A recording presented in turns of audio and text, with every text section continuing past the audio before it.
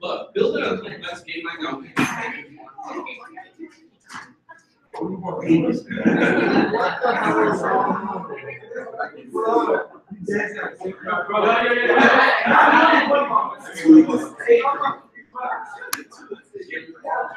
All right, guys, let's get back. All right. So I put this code on Slack, so if you need it, just use it from Slack. If not, I'm gonna erase everything. All right.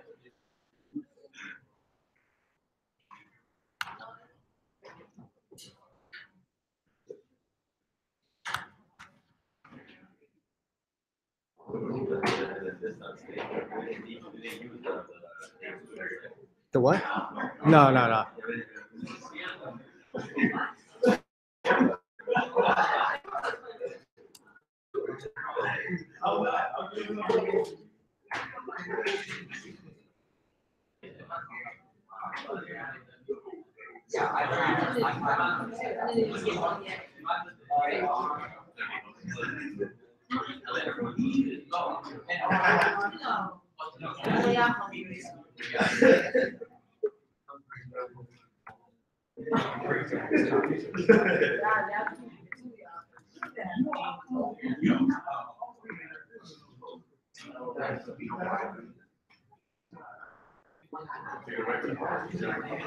All right, everyone, guys. All right, so so the next thing I wanted to cover is all right. So let's say I have this input field, right, where I'm writing the name. I'm writing people's name, right? Like let's say I write John, right? Like I wanted to say welcome back, John. How would I do that? You want it to like be filled with characters? Raise your hand, sorry, Jay. Yeah, yeah, since you already started. Yeah. You want it to like have the actual characters instead of the input, or you want it to be a placeholder? What do you mean? Because you know you have like placeholders as well, but I want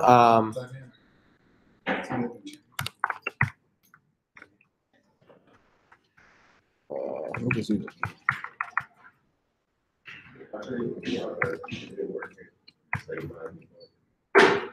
So I want to be able to like write anyone's name, and it should say "Welcome back," that person's name.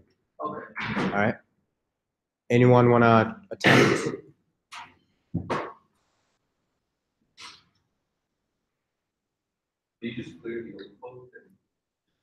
Yeah. I erased the old code. The old code is on Slack, so this is just like a fresh component, app component. Okay.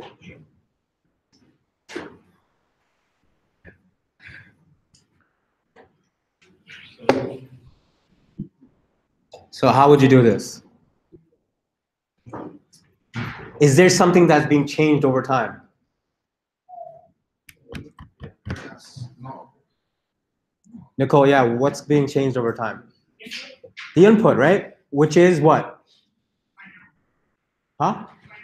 Yeah, but what is it?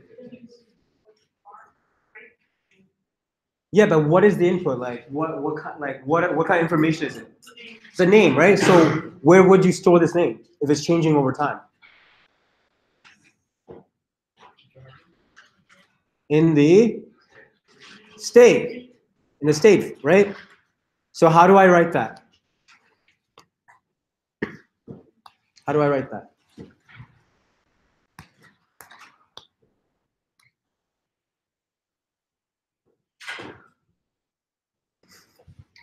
Other than that table. Oh, see that? Yeah. Yeah, right? By default, there is no name that's inputted, right? So we're just having an empty string saying that, okay, this is the name that's being inputted, right? So where do I change that in the render as well? I know that I have it in my state, but my render is not reflecting my state, right? How do I get it to reflect my state? Malcolm? Replace text with this dot state dot name. Which one? Text This? Replace it with what? with this dot state dot name. So you're saying like this dot state dot name, like that? No, it would have to be an option. Or Like in the squiggly?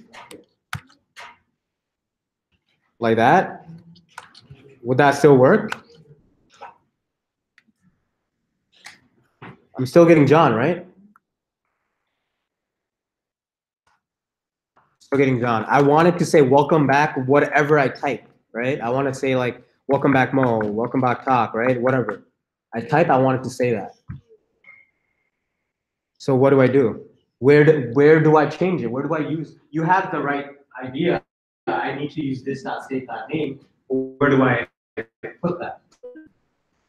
What the paragraph that? Yeah, right. So I replace the hard-coded John with that, right? So I'm gonna replace John with this dot state dot name. I'm gonna change this back to text. Yeah. So now we can see it says just welcome back and then empty, nothing, right? Because there's nothing in there. How can I test if it worked? You can console log this dot state dot name, or you can just type it in and then just press enter and see if it shows up. Is it gonna show up? So I can type in Mo, but nothing's gonna happen. I haven't covered that yet, right? I'm asking like how, with the code that I have right now, how can I test like if it's actually gonna use the state to show the name, Nadav? Just change the name of the state. Yeah, just change the name in the state. So I can change this to like Emily, right? And then now it says welcome back, Emily. Right? Well, yeah, but doesn't tell you if you change it in the state. That's it. That is the state, right? Whatever I have in my state, it's gonna reflect that in the render, right? Okay, all right, I see what you're saying. So now the question is, I have this default value, right? How do I make it so that as I type a name like Mo or whatever, right? As I type, it stores that information in the state. Robert? The event that listens to a key press, right? And if that key press matches whatever you want it to be, and then change the state to what the value is inside the field. Yeah. So what did we use last time? On click, right? That's to handle clicking, right? So we can have something called on change. Yes, on change, okay? And we're probably gonna have to make a what? Handle name change, right?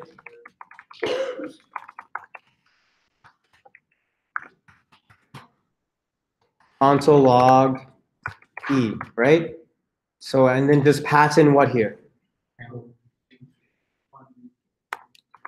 Is it just handle name change or it's giving me an error? It's this dot, right? Why is it this? It's referring to the component itself. Yeah, because this function is part of the component class, right? It's a method, so that's why I have to do this. Yeah?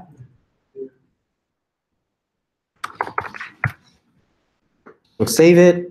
Now I go here, and I'm gonna start typing, right? And then every time I change, it runs the event. Okay? So, right? How do I now take that value and store it in the state so that it shows me whatever I type?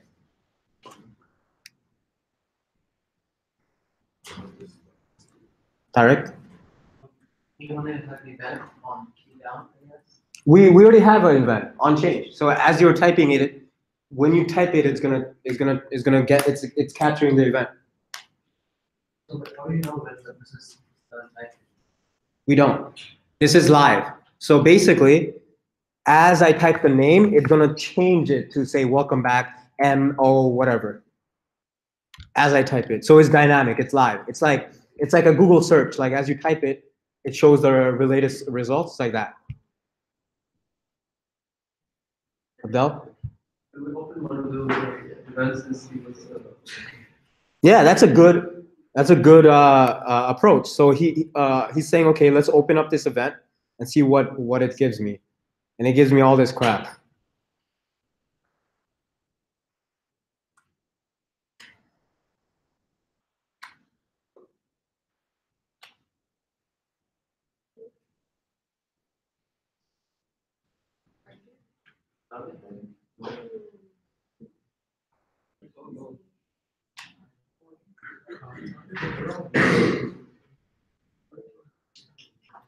So if you go up, can you please open up the key that says right there on the when you open the event current target? Is there a current target value? Current target, I think is the third key from up. Okay. Yeah, here. Okay, open that. I'll open that.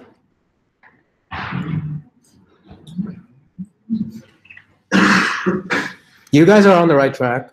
I'm just wondering why it's saying no. So I'm pretty sure it's supposed to be e.target.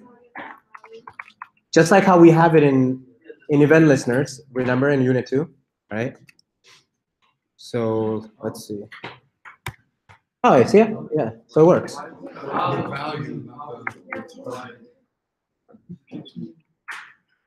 So as you can see, it's giving me the exact value of whatever's in the input, right? Robert?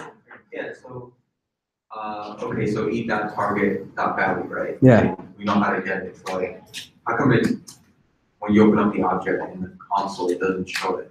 It just shows normal. Even now, like. Yeah, I'm wondering that too. Target, doesn't that mean that target's name, whether it should be?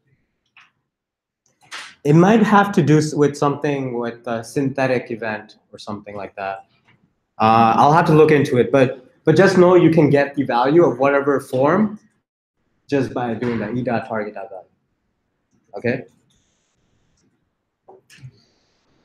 So now,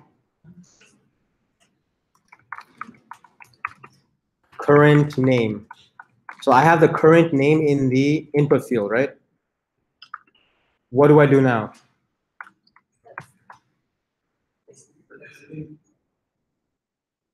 So why don't I do this? Why don't I do this? Come on, guys, someone else. Osita? Yeah, we need that to re-render it, right? This will modify the state, but this is like something you should never ever do in React, ever. Like this is like you'll get fired if you do this type of thing. All right, you should never do that. Okay.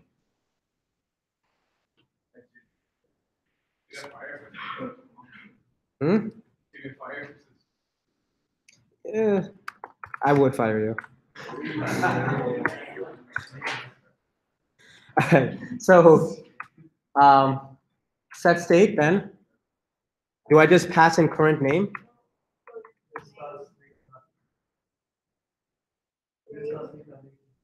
It's name, right? Because that's the original value, right? Right? Yeah. Can you do as many set state in one function? You can, but you're not guaranteed that they're all gonna go back. They're all gonna return in that order. So that's why it's not preferred.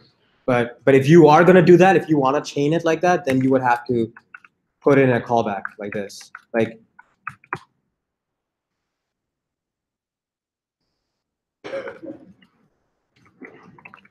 that. Like that would make sure that this runs first, and then once that's complete, then this runs. Right? So you would have to nest it like that. Okay? Unless we promisify it. Not yet.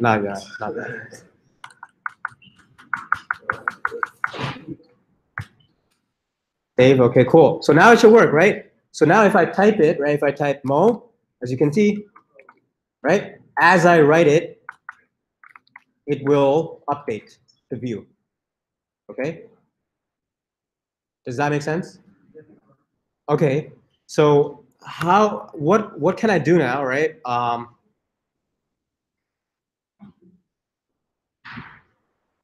What if I want to ban a certain user? Okay, I want to ban a certain user. Let's like if anyone's name I type, it works, right? It'll say welcome back, Mo, right? But if I type a banned user's name, it's gonna say like fuck off, like right? It'll say like you're not allowed or something like that. How would I do that? You need a conditional. Where? How? And how? I would do the conditional before you do the set state, like if something like if e dot target dot value is equal to my name, then something like reject that person. But so you're saying before the set state, right? But I'm saying like we want the banned person to identify themselves, right? So we want them to enter their name, right? Let's say like we want to ban Trump, right? We don't want it to say welcome back Trump, right? So how do I get it to say that? Like how do I restrict? What is this an example of? What do you think I'm trying to get at? What is this an example? Authorization. Yeah, it is an example of authorization, but it's more specifically in like the render. Like what is this like? Alex? It's a conditional rendering, exactly, right? So you render one thing for one person, you render another thing for another person. So how do I approach this? How do I do this? Would you do it? Anyone else wanna try?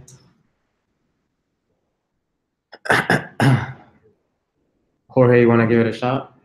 Sure. So after the line is the input, I will check the state that name and maybe have like a list on your state as well of band names, like maybe an array. And then you make the check. Let's keep it simple. It's just one person. Alright, We just don't want one person on yeah, there. so you just check on the state if the name matches the name of the band person's name, then you would instead of saying welcome back, you say, yeah, my page or something. Yeah, so but how do I write that? Oh, cool. That's the hard part. So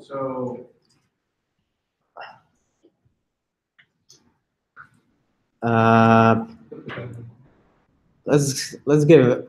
I don't, Alex. Yeah, Alex. Because you barely raise your hand. So is we create another function? create another function. Yeah. Okay. So what would you do?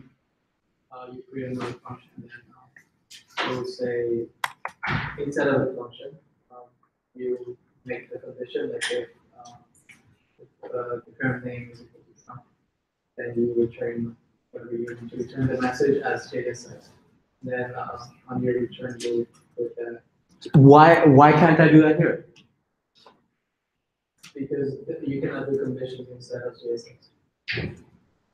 Yeah, but I could do it inside the render function. The render function. Good that you brought this up, right? The render function is not just JSX. The render function, the JSX part, so is only this part, right?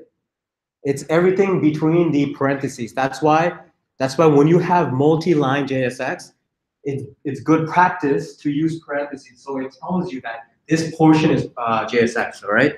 But anything outside of that is fair game. It's like a normal JavaScript function. I could define an array here. Like I could do like that. I could run a for loop. I could do whatever I want, but it's just a return, just like any other function, right? This is just a return.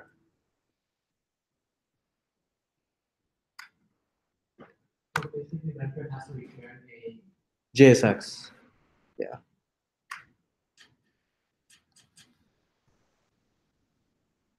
Yeah, Erica? So when you enter the name that you want to block, where do you want it to change in the So, welcome back? So instead of saying welcome back, you want to say, oh, yes. but like you said, you have to plug in the whole name. Uh-huh. So until the whole name is done, Yes. then welcome back will change. Yeah. Okay. Yeah. So we're changing the JSX. Essentially. Pam? So we create a method, Okay. and the method will basically have the conditional saying if that state has the name and it equals to the name that you don't want, then return this div, the JSX with like what you want it to be like empty, like not showing your name. Okay, so what my question is why don't I just do it in the render function? Why do I have to make another method? Because this is checking for someone's name and I'm just doing something based on that.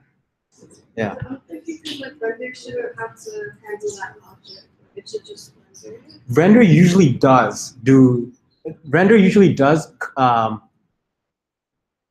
like manage the conditional rendering because that's the only place that it can handle it, right?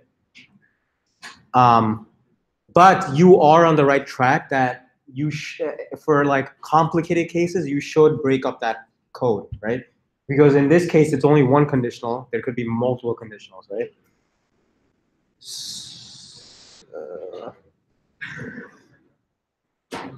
Who has their? Oh, Nicole. Yeah, that's yeah.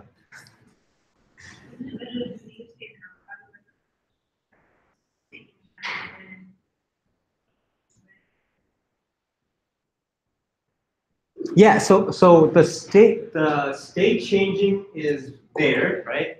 But sorry, I didn't completely get what you were saying.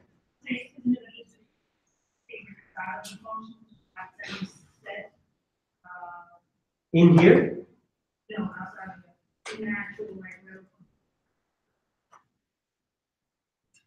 Okay, all right. So all right. I'll bend by your rules.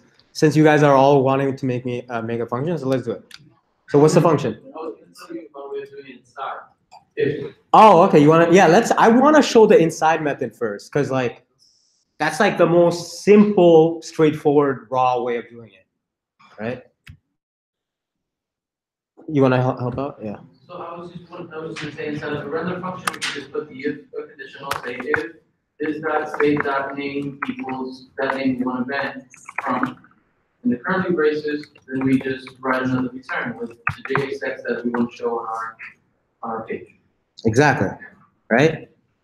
So if that, right, then return Not well.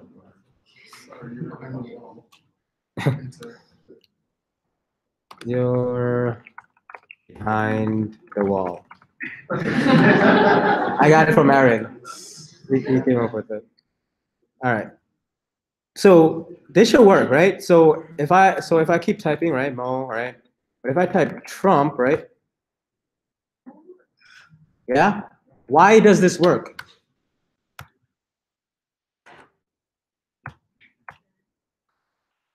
Why does that work? Why does this code work? Conditional rendering in React is probably one of the most complicated things. Yeah.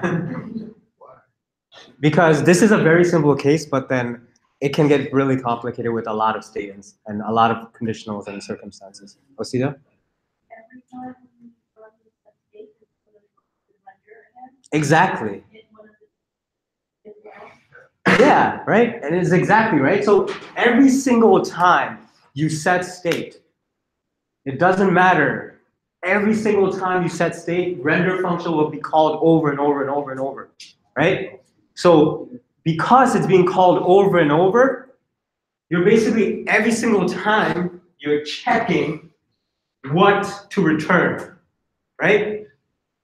So in this case, it's every single time it's gonna check for the name Trump. It's gonna check for the name Trump. And if it's not the name Trump, it's just gonna say the regular default way of returning it, right? And if it is the name Trump, then it's gonna do this. It's gonna render this, right?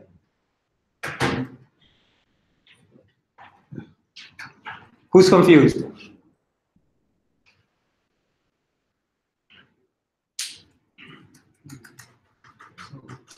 Richard and then Aaron. I mean, I'm not confused about the if statement inside the render function. I'm more so confused about the name change. The what? Name change. This not name change. Oh, yeah? Yeah, like you said not to do it the other way. You would fire somebody for it. But like, What do you mean? Which other way? you know how you try to make a change inside of the function. Go up. Modifying the state without using set state. Yeah. Yes, yes. Yeah, you said it not to do it that. Yeah. I'm still not clear as to why. Oh, because we're not, all right, so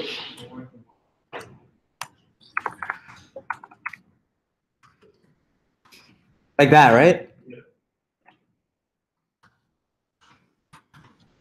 So the reason for this is because you're directly modifying the value of that name. But what this line 19, what it's not going to do is it's not going to cause React to re-render. So you can have the name change, right? Remember we did it last time, like with the counter, we did it this way first, right? But it wasn't showing it on the screen, right? So this is like an illegal way. This is like an illegal way of modifying the state, right? This is the only way you should be modifying this. Okay.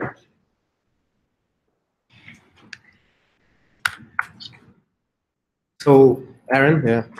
Well, I'm sure you're gonna get to it, but I was questioning in regards to, like, we could get to a whole lengthy thing of if statements. Like, I could see it probably being like, if user level is this, then we render something different for every user level.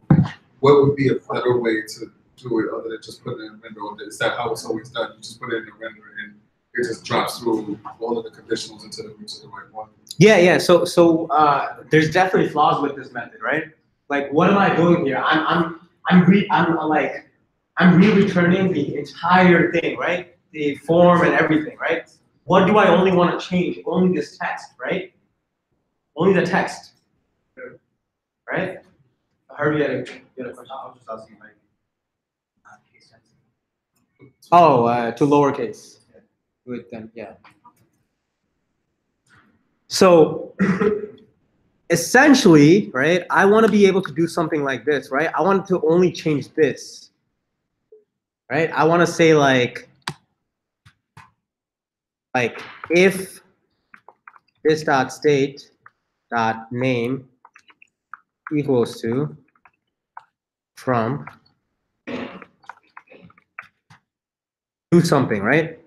Then do this. I mean, not welcome back.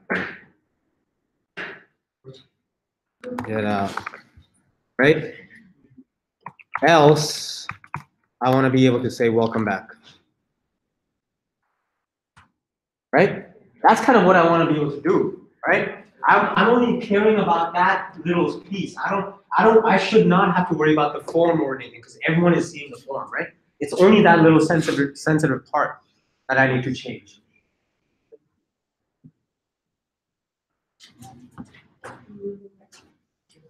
Who doesn't get that? And then, would you recommend more of this or with the on top? Well, this doesn't work, right? There's no syntax. Let's give you 6. Yeah. But that's what I would want to do, right? Right? Put a what? Put a method? Okay, yeah. So how would I do that using a method? What do you want to call it? Whatever you want. If Trump. If Trump, okay. And what does if Trump do? does that conditional stuff. So like this. And then you have to return the paragraphs. Return. And then like, I think inside your render, you have to invoke if Trump, and then Right here? I know you have to do if Trump and curly braces inside like the no. Oh yeah, something like that. Inside of these triangles. Something. You put them inside of the div or the row. This, right? Should this work? All right. Yeah. Do you use the lesser than and greater than instead of that? Yeah. You wrap it. No? Instead of That's what the I think is JSX. You wrap it. Why? Why would you do that? Why would you? because we Gang signs. lesser than and greater than, because when we were separating statements components, that's how we install them into our JSX. Okay. Title, we did container, and that's how we would call those methods, or those stateless components into our render function. Yeah, but that's when it actually has a variable that's holding that data, right? This doesn't have a variable that's holding that data. So if you were to use the lesser and greater than symbol, it would work in this case. I don't think so. Let's try it. You have to close it in the end with this. Yeah, see? Okay. So let's try running this, all right? So I'm gonna. Wait, when you talk about you mean like put it in between like a open closing and then Yeah. close it at the end. Because before we were separating components and functions, and that's how we would put them on a render function. But let's see if it works. Can I add to that? Yeah. Can I add to what Jason? Yeah. What's up? I was gonna say that this function, if Trump, it exists in the app class, right? Yeah. So if we had a function outside of the class, let's say the function in the file, and we exported it, then I think that would be. Exactly. Yeah. Tariq's right. Alright. Thank you. So now, if I write Mo, it worked, right? But if I write Trump, it doesn't work, right? So does this make sense? Like you could essentially break up the JSX into multiple functions, right? And then stick it in the squigglies and render that piece. So this will become if Trump, what will it become? It will become get out Trump, right? So it will either become this piece or that piece, right? That piece gets injected in here, right? So that's one way of doing it, right? There's another way of doing it, all right? And this is using something that we've learned. Did everyone get this down? I hope you guys are, because I'm gonna rewrite over this a little bit.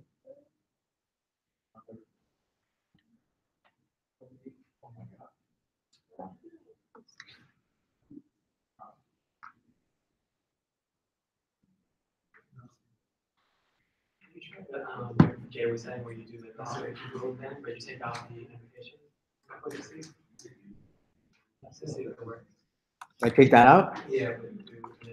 This. Wow. It does work.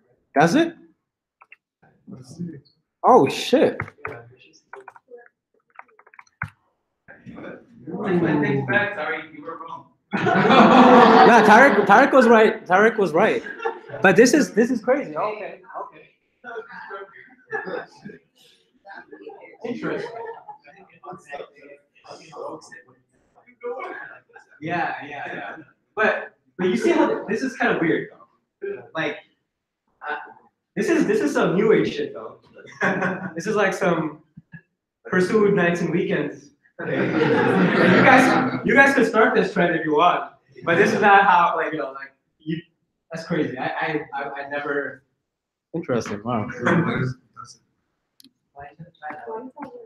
Why does that work? So the reason that worked because so this way you're invoking it, right? So whatever in the squigglies, whatever data that is in the squigglies gets returned, right? It gets invoked and returned, right? And then this, so for example, right? We're importing app from like the app.js file, right? That's why we're able to call app, right? But I'm directly saying that I know that there is some sort of value in this dot is Trump, right? Oh, if Trump, okay.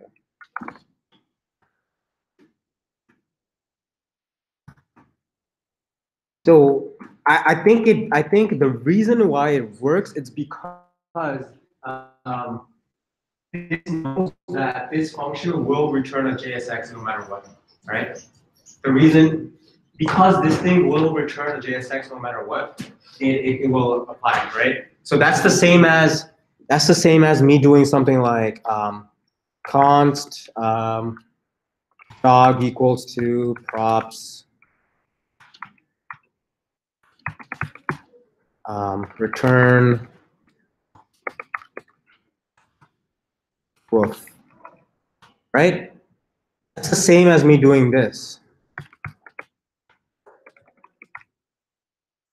Right? You could do that. That's completely valid, right? I'm defining what kind of component?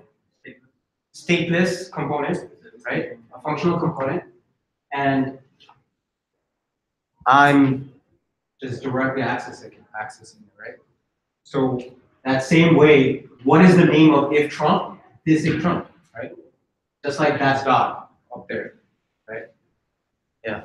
Like, remove the this dot, this number.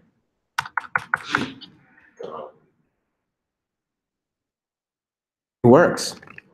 So, Oh well, you're getting yeah, you have to like remove the other one. Because the one that's working is line 38. oh yeah. Yeah, it doesn't work, yeah. But yeah, like do not do it that way.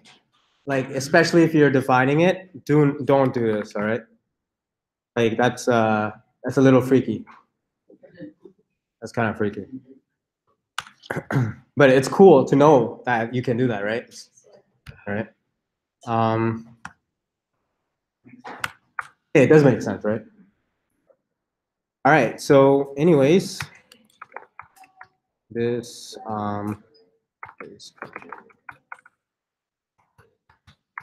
so the other way, and you'll see this a lot in React development, right? Like how do you, there's gonna be times where you do not want to create a separate function, right? You want to do it here, right? You want to handle that situation here. But we just saw that you can't put an if statement inside that, right? So there's something that we've learned in Unit 1. And I told you guys in Unit 1 that we're going to use this in React. Who remembers? Nadal. Ternary, exactly, right? Right? So you could do this. You could do this. You could do this.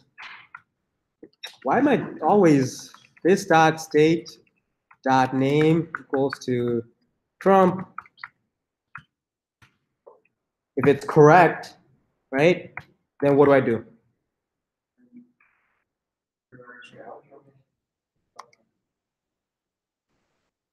Right? Or oh, okay. Oh damn! That scenario I was writing, that was literally with the wall. Like he kicked everyone out by himself. But yeah. So And the other case is, the default case, if it's not true, is this, right? Do I not need that? No. So it works the same way, right? Why does that work in the if not? Because you're not supposed to have an if and else inside here. I think it's because of like the squid leaf syntax, like I don't know. Some of that makes sense. That could probably turn out to be like a very, very long line, very, where you can just put it up next line. You mean like this? Yeah, that's all right. Yeah. And this is actually really common. You'll see this in a lot of React apps. And the reason for that is because you could easily stack a lot of things, right? And for example, like one of the most common cases where you would use this is to, for example, check if someone even sent a name or not, right? Have you even started typing a name or not, right? Do you get what I'm saying? So what does this mean? What does that mean? If there's something in there, right? So if there is something that a lot of the times you'll have your state with null values. All right? A lot of the time we'll have it with null value. And you have to check because if it's a null value, you probably don't want to show anything, right? You don't want to say welcome back with an empty name, right? Like that's dumb. You only want to say welcome back once they start typing, right? So for cases like that. But yeah, it's just it's a good to know, all right? Any questions? Yeah. Also, just do the if statements above the return too, right? Yes. Exactly. Yes, yes. And we'll maybe show that another day. But I want everyone to just absorb what I've showed so far, all right? And if no one has any questions, then let's start the problem, all right? Yeah. What's the way that, if we were to export this piece to like a module, What do you mean? Which piece? for some reason we had it in another file and we wanted to import What logic? the if.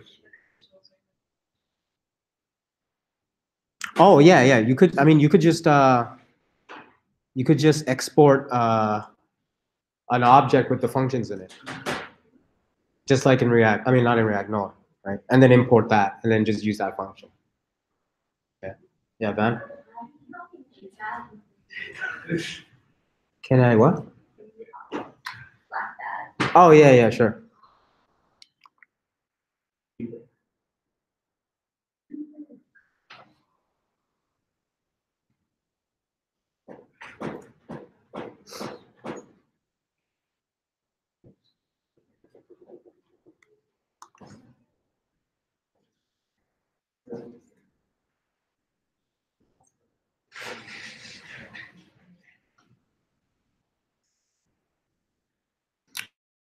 All right, let's work on this. All right.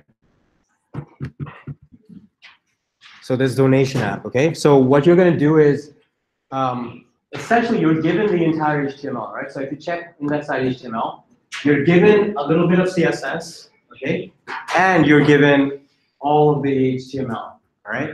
So this is a very common thing that happens, all right? Usually when you're a front-end developer, there's times where, let's say you are a React developer, right? You are sometimes even like given the actual HTML. And this is a very common thing, all right? So like some other developer already finished the designing of it, like they already coded the HTML, CSS, and everything, and they're like, here, take this static HTML and make it into an app.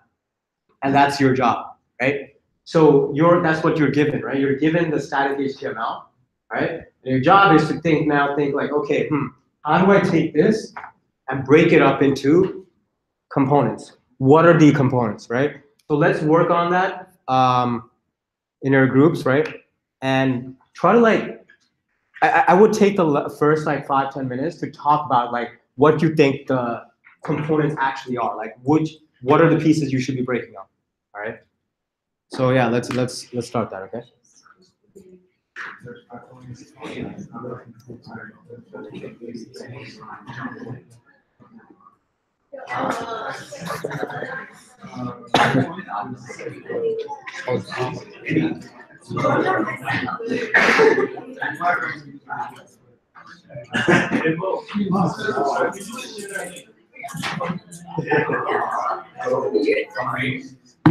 Yeah.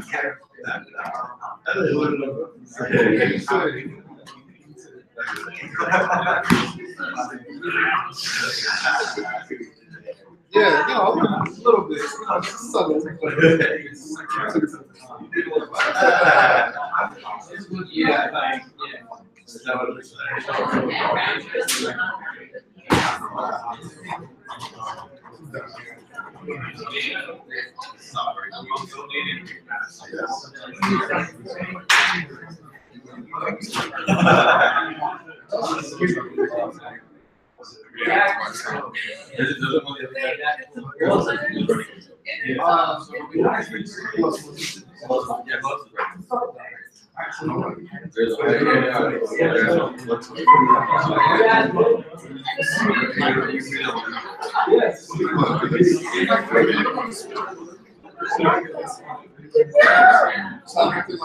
I don't know. I'll figure it out. I'll figure this out now. Because if I sit here, I'm going to be distracted. Because I just do it to myself. But I'll be back.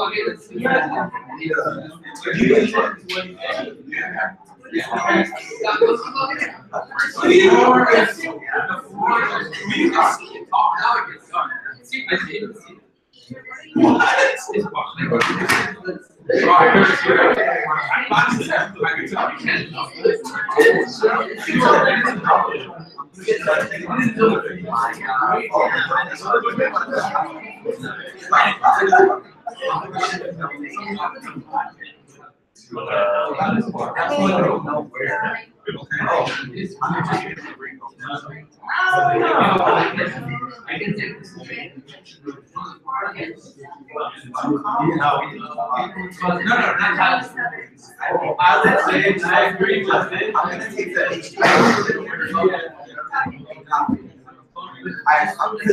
problem is I've not created another.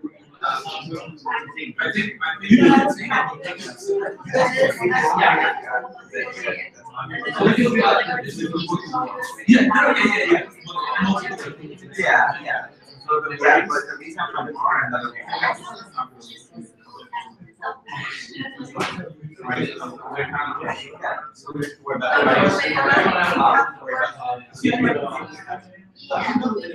wait, well, this don't have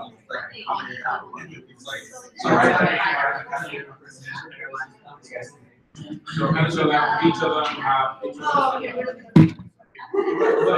oh yeah, this is the big part.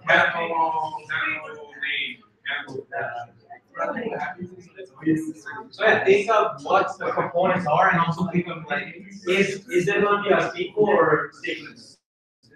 Because there's going to be both. Right? This is state.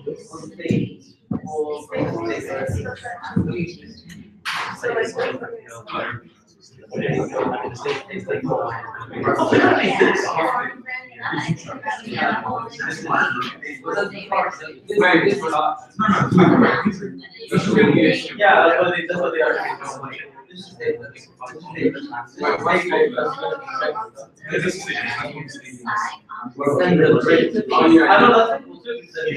I think the one the outside is.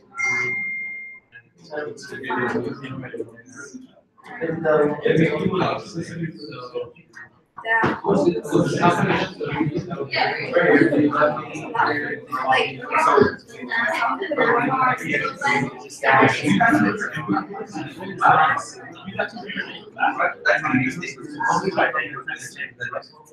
That should just be static. That's the one there. This is not a state.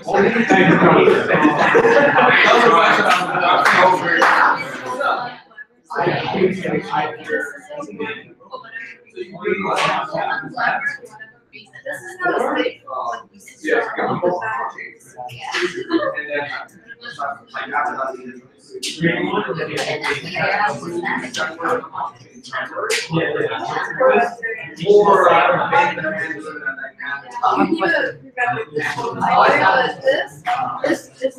a No, this is,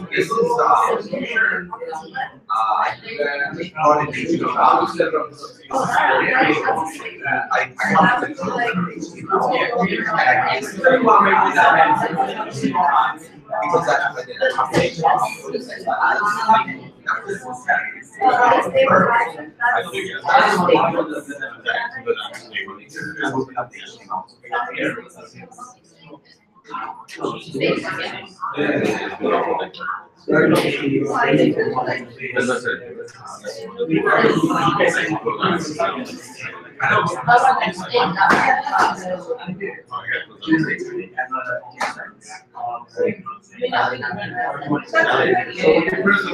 that's what you just gotta put that in, right? You're gonna put that in,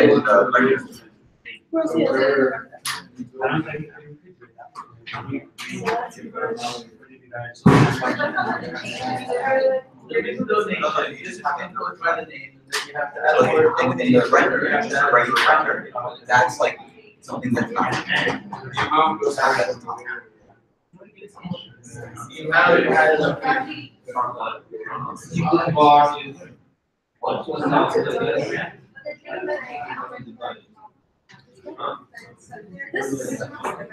Well, the thing is that the person.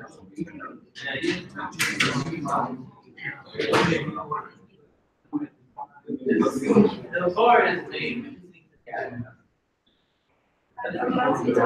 So you remember like the other things we were doing?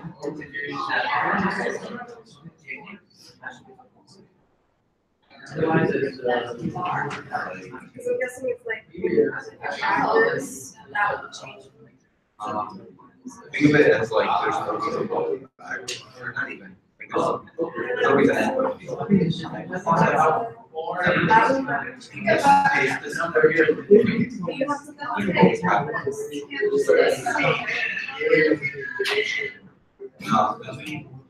Because we're just gonna use this in the old way.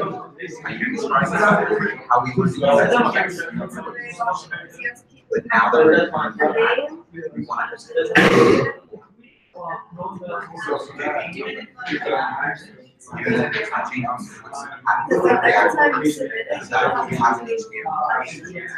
Where there's a group div and all where that's going to be is one. Oh.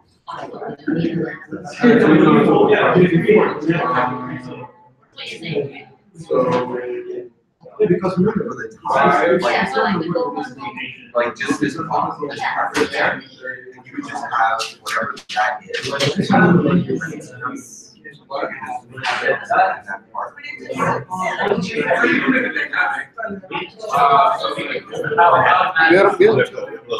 Yeah, let's see how many times so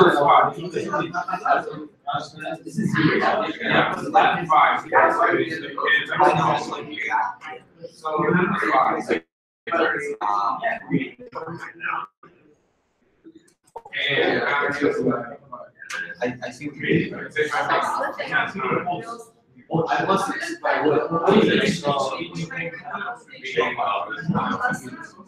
That's the thing, like, my opinion, like, it's not really like that. Some of them are going to go to what's changed. How would this work? so you were like, This bar? What we just did is. How would that work? Yeah, I don't fully understand like the underlying. Yeah, you might want. But. Is he giving us a slide? Jason, what do you think? I basically have, like, yeah. You got the second time? Drawing for UI. Yeah, he got it.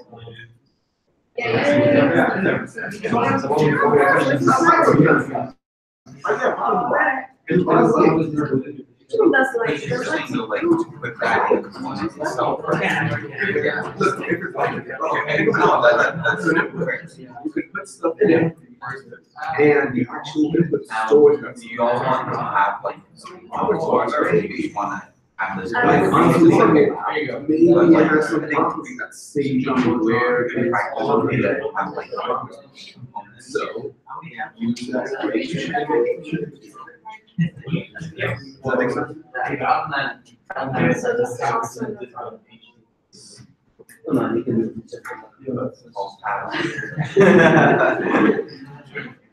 this is also. So let's make. Yeah, so that's what we're This is discussing. statements.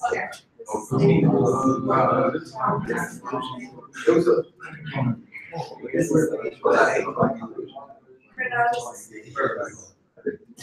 this outside box.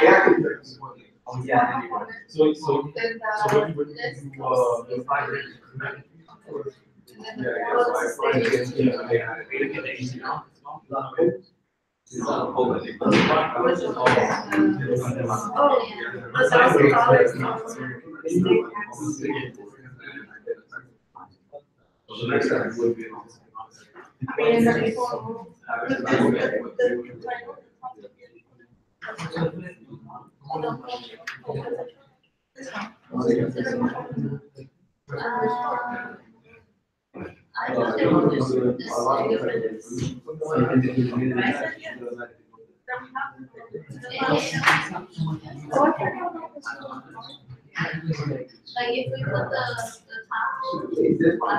top. Well, the question is about like this part. So if we put it in the red, it's a function.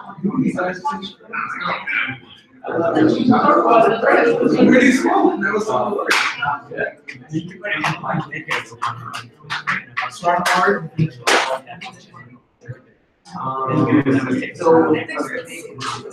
By itself, I don't know.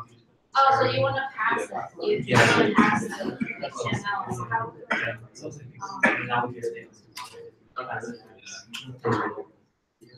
But it's not. Yeah, we just put in the HTML in the red. So what is like? Yes, I think it's. Easier to just like stick the HTML in the red. But like you have, but.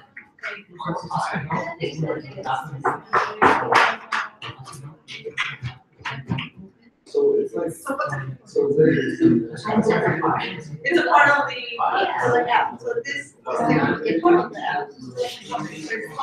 app.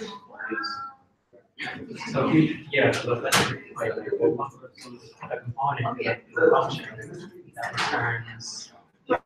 It's a function. It's just a small part of the application, it's a part of it. It's not a function. Yeah. Well, anything else? It's gonna say, I'm good. Pretty much. It's so good. It's really good for running. It's a component for you. Fine. Because I think we all have different. I wrote it down. Alright. header equals. Anything that is going to be. And then Well, the thing is, I would probably put it in. and then sign up. Yeah. I don't know how to,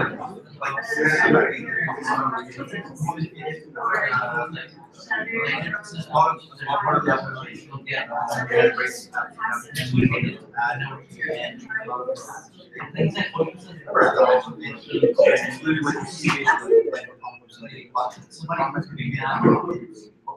So like on this. So we just call this. Yeah. Just enough also. And then within those, for those three. To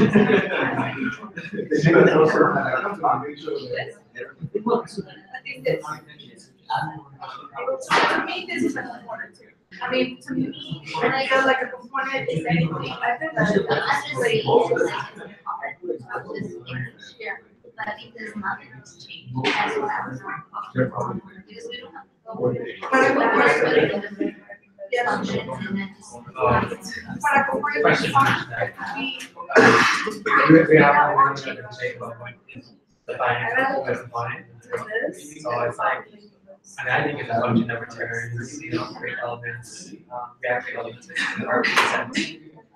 So in the app, in the class app, the render function is a component that the whole app equals the stable. The whole app is considered a stable. So. If you consider like any any part of that. I would make that.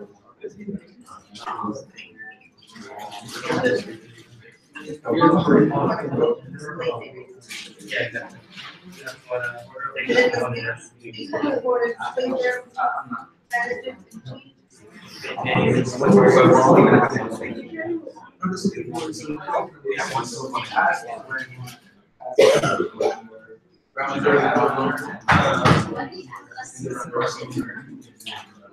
it's not, you guys can how many components are and which ones are sticking to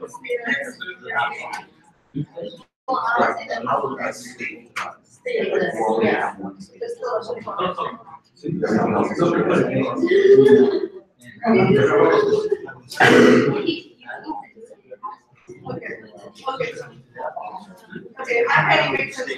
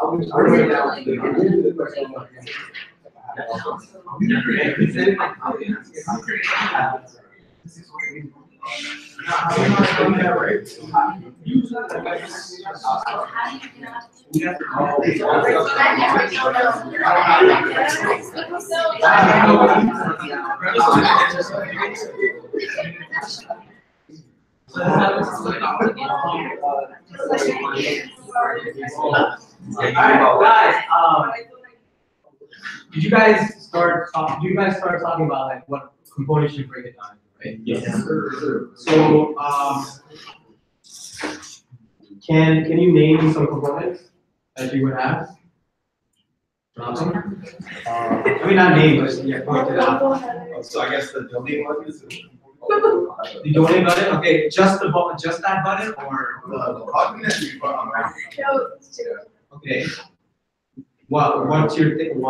What's your thinking behind it? Well, also, I don't know, is this? It's like a. Did you try opening up the index? I mean, like, so you could drag it basically. So the idea is that there's like a minimum amount you can donate, and then there's a maximum amount, right? So like, as you drag it, it would change that $5 to like $100 or something, right? Oh, okay, I see. Okay, so all of that is a component. The entire form, Yeah, right? the amount to donate and, yeah. Okay, yeah, that's a good one. Yeah, Tarun. I feel like, You don't need components, okay? Oh, I think that's in the state. Okay. That function is like, that's what that updates on. So you're saying that, okay, so your approach is have a app-wide state that's storing all that data, and then in the render just have that entire thing, right? Okay, that's a solution. That's a solution, but not the best solution. But no, but it worked. It will work. It will work. So I work a lot of like components that's outside of that. That's how especially for the matrix search engine. We had a component, matrix component that would actually get the data, give it back to you. That was outside of class, app class. What do you mean? So get a component, get component, which would take the link. Yeah, but that's not a component, right? It is outside of I would have to look at the code. Anyone else? How about this? The next step you guys should take is take that index file, so use npx, create React app, create a React app, and use take that index file and literally like have it in the render, like in the app, right? So so let's do that, all right? So let's take the next few minutes to do that. So take the index.html, right? And basically convert it into a React app. So just render everything. You don't have to worry about breaking into components, all right? Just render everything. Do the way that Tarek is saying.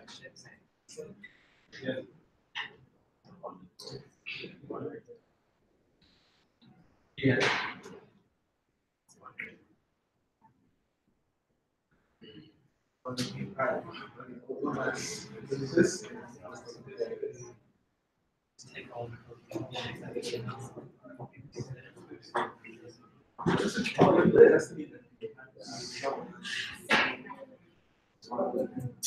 I guess. If I have other shit that I need, it's like, I'm not taking out. What else would you do?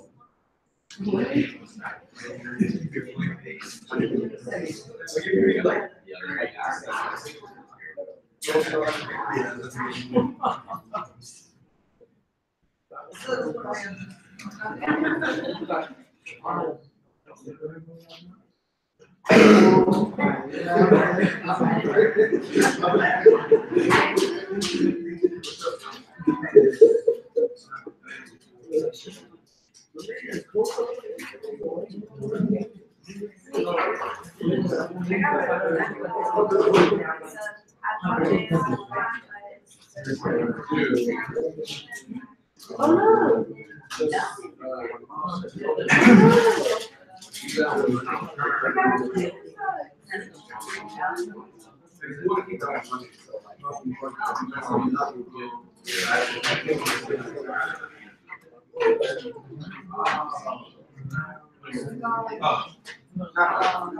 Wait, you can do it.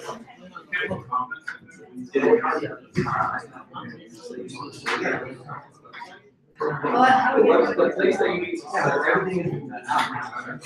You want to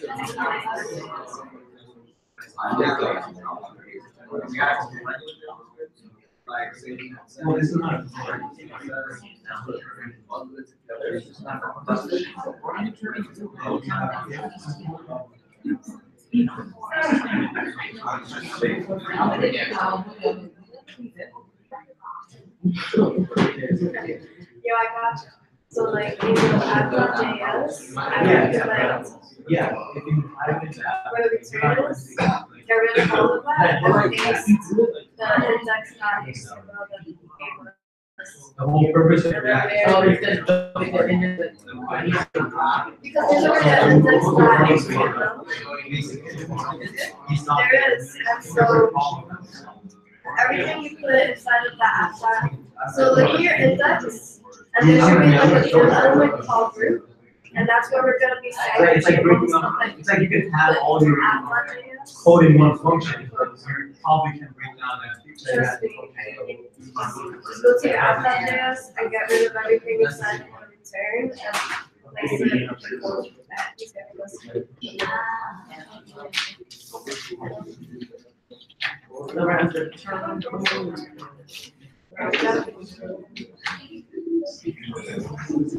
You don't need that management.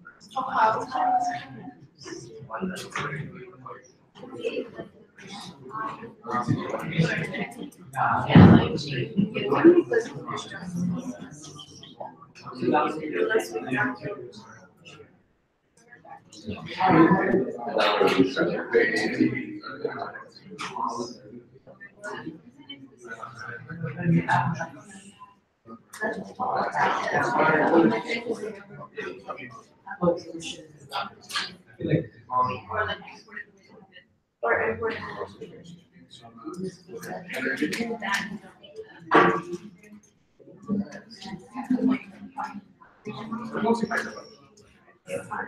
We don't need to.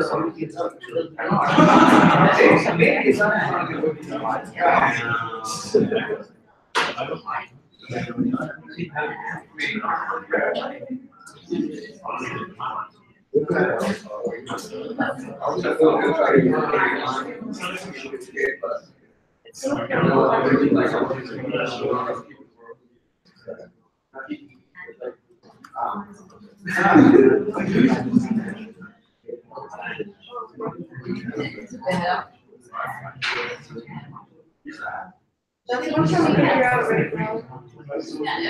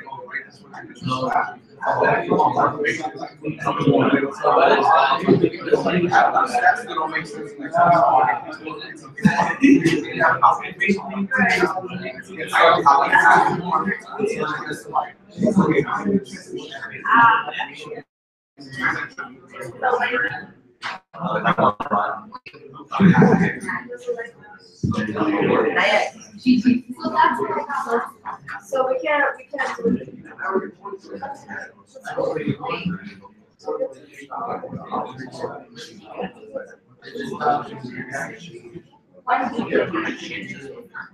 But he, Who got it? Who got it to render?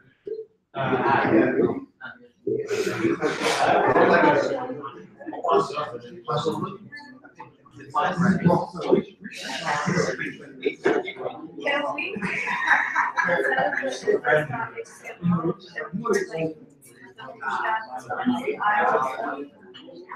should write, right? And then just write, and then send the app.js. With React. Pretty So sure. like, we're having this error. Can't find. Like, it should have had that module.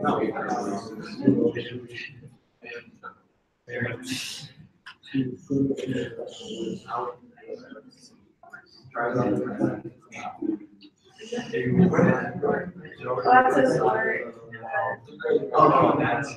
It should work.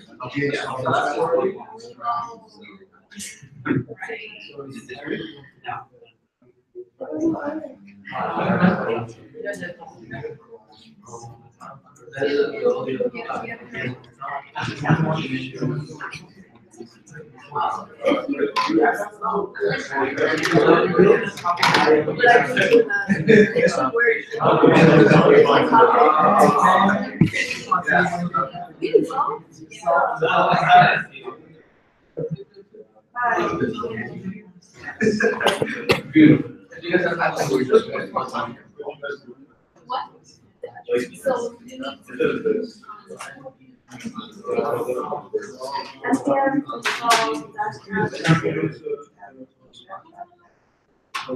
And then that line. and also, Some of my comments. but then,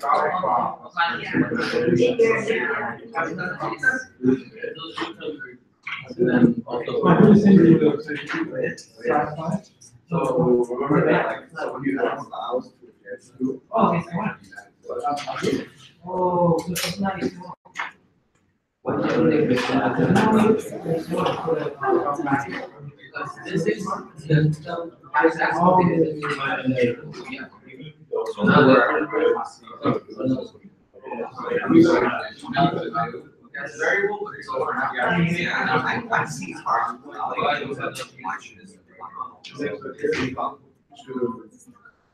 Yeah, but there's some ways to do that. style tag express another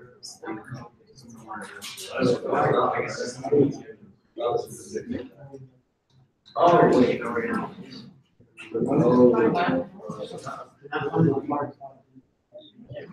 Look at that view. That's our party. Really beautiful.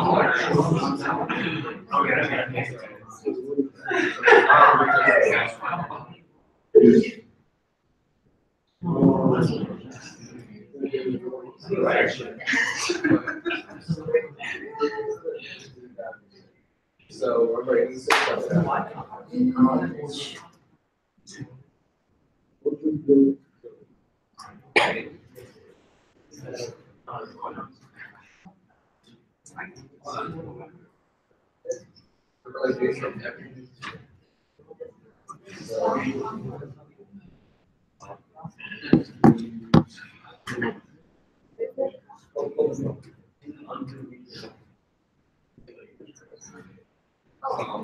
how I remember when you say something like that. Yeah.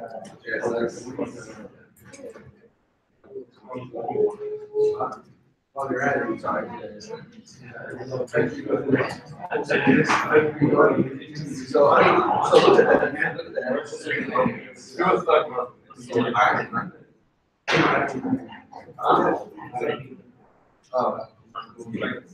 But you should, until you get to that, you can see like,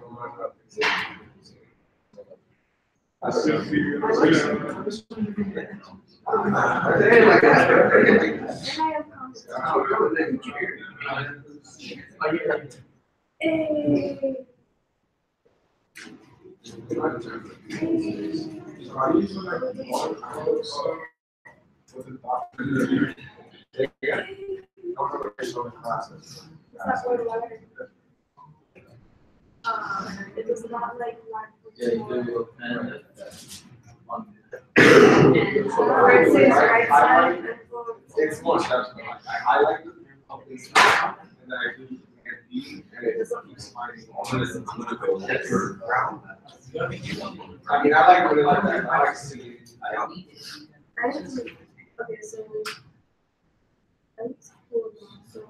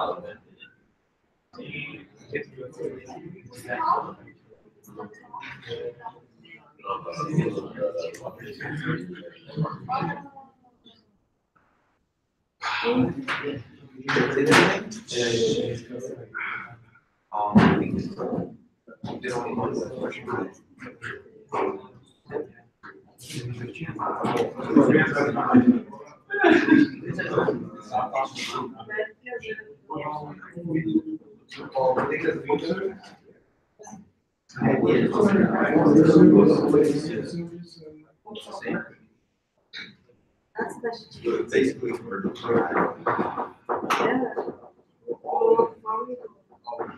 that's why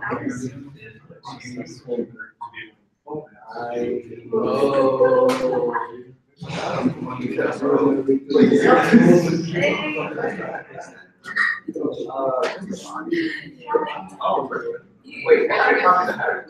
The header. No, just one. Yeah, there's a lot.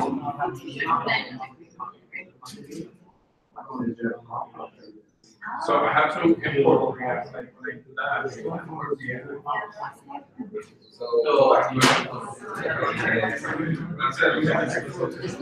Yeah, because support the function.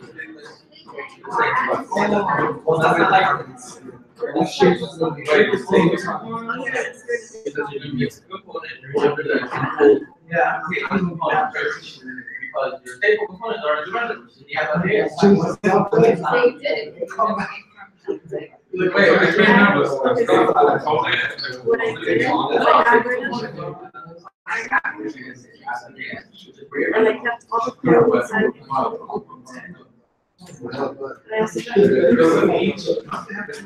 I also tried to that's the same one. You gotta have access to. But wait, each component has its own state. Oh,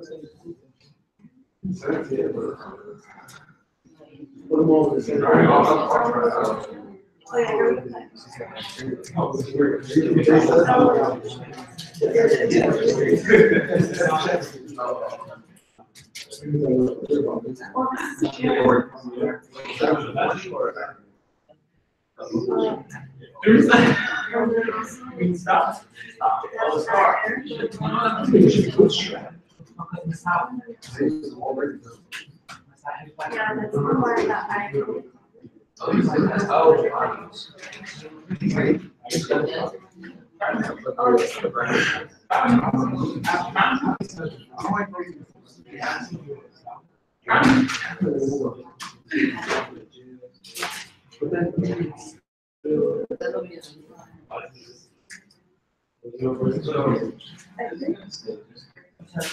yeah, that's the part that I. The next step would obviously have to make break it down as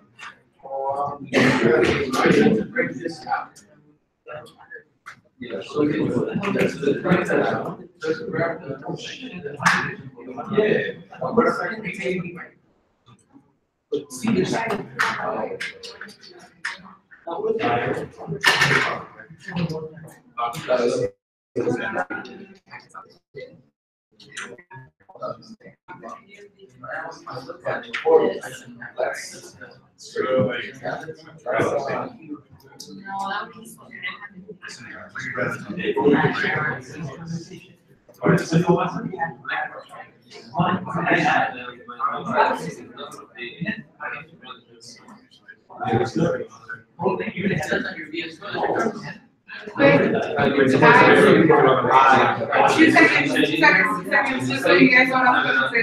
I have to head out. If anybody needs me, just message me on Slack in case you guys are looking for me later. Okay? Enjoy the rest of your day.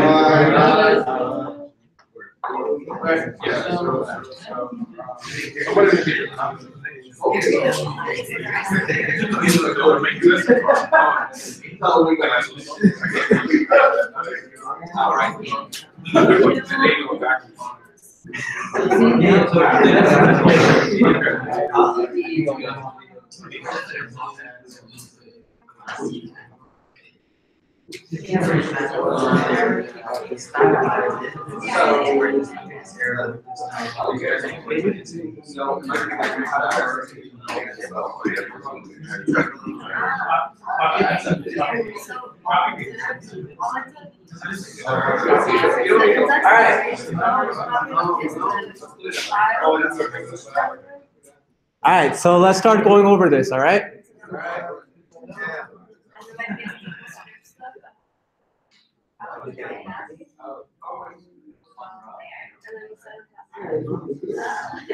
Just copy things, everything that's assigned on.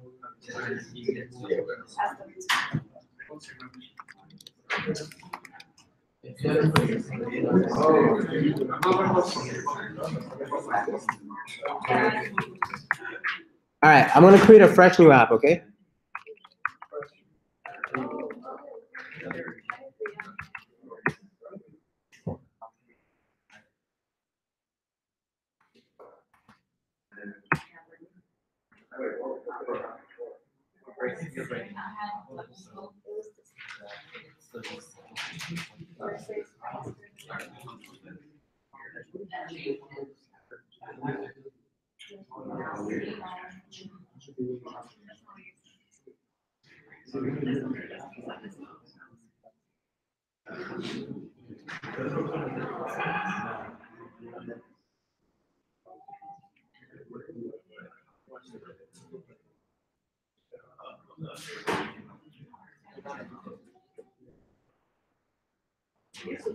Yeah.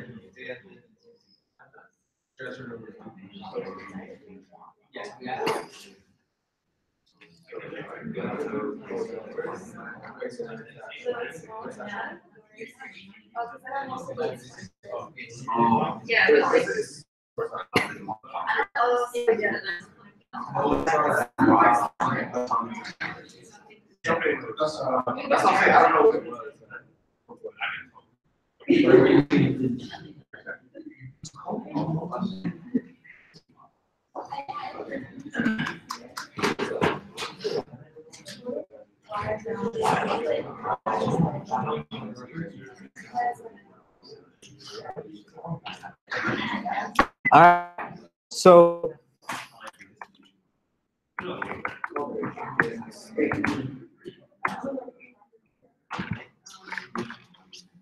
I made a fresh React app. What's next?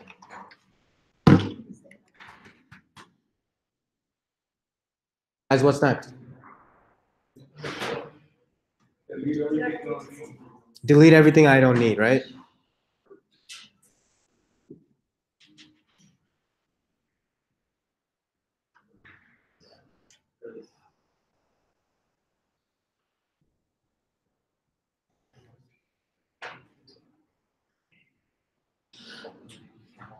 Cool, I'm gonna keep the index.css. Why do you think I'm keeping the index.css?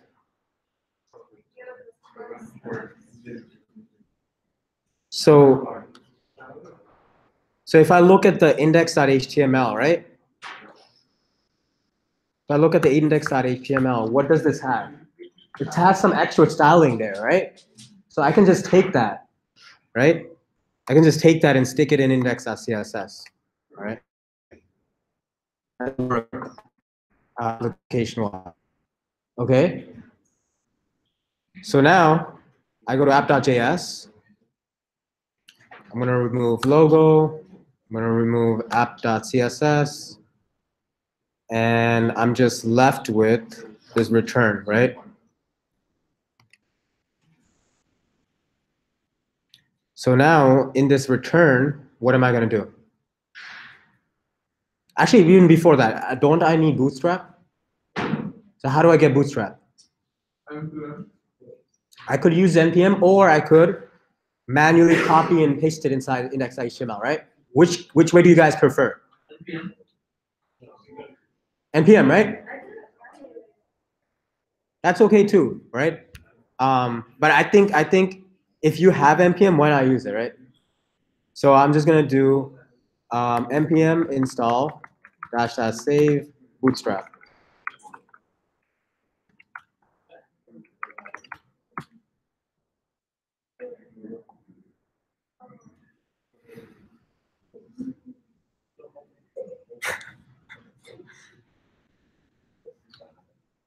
And then I'm just gonna import it, right? I'm gonna do import bootstrap /dist/css/ bootstrap.min.css. Okay. Now, what do? I have all the CSS ready. I have all the unnecessary crap that I got rid of, right? Now what do? Copy the body. Copy the body, right? So I'm just gonna take this, right?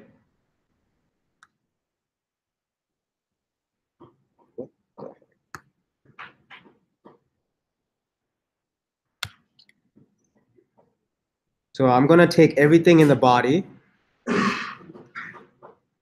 and I'm gonna paste it in my render, all right?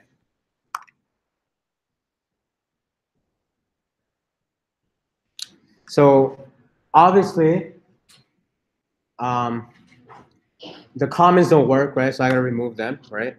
But it's for us to know, like, where is the separations, right? So I'm gonna remove that.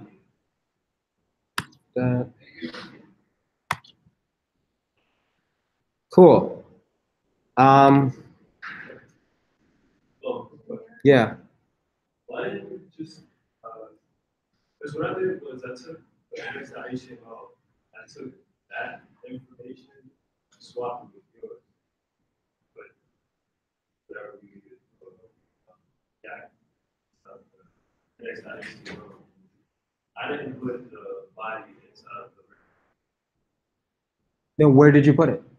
inside of the public file folder, inside of the index.html.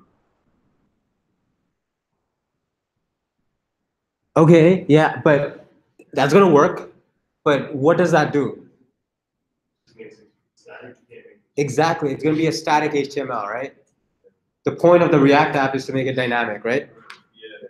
So the purpose is to take all this HTML and convert it into React components, right? So what's one of the first changes I have to do here? I gotta change all the classes to class name, right? So I do Command F, and then I say class and then class name, right? And then I do replace all, right? Yeah? The Command F.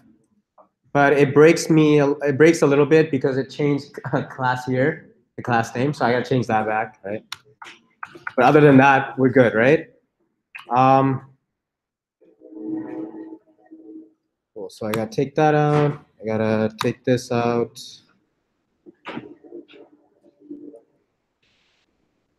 So why is it?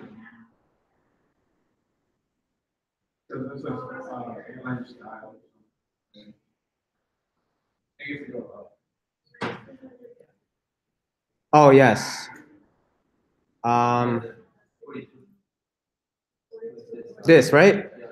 Because of that, exactly. All right, it's good that you guys caught that. So how do I replace this with JSX style? Yeah. You could wrap it, run curly braces, Yeah, so 2 curly braces, yeah, and then style. style, no, I mean, not style, whatever you have. width, Yeah. 25%, all right? Okay. Yeah, it's double because style expects back object, a style object, and so like for example, you could just return like 5 or something, right? That returns something. Like the first squiggly is saying, hey, this is gonna be a JavaScript code.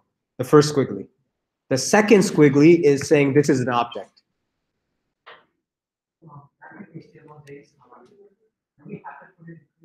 No, no. This is JSX. This is because of JSX. So, It's 2 because the first one is saying this is going to be JavaScript, right? That's what this first one is for. Second one is this is an object. I'm returning an object. So what am I returning here?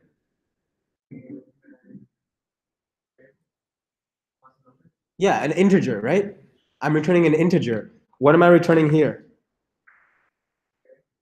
An array, right? What am I returning here?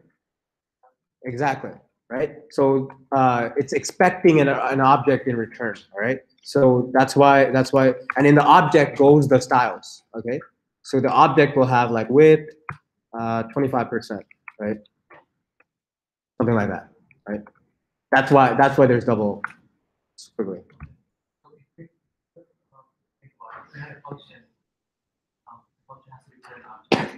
Yes. Yes. Cool. It's still giving me one more error. Anyone know why?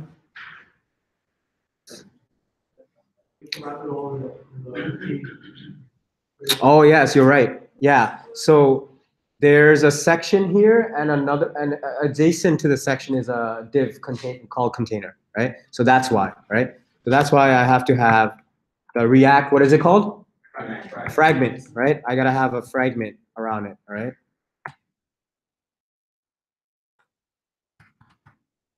Cool. Now it should all work. Yeah. And I'm just gonna do one thing. I'm gonna convert this to a React. And then the reason I'm doing that, so I can just click on format document and it's gonna neatly organize it for me. All right? Well, kind of neatly, whatever. I clicked on, you see down here, I clicked on JavaScript and I clicked JavaScript React. All right? So I'm gonna save it and I'm gonna run it. So I'm gonna do npm start.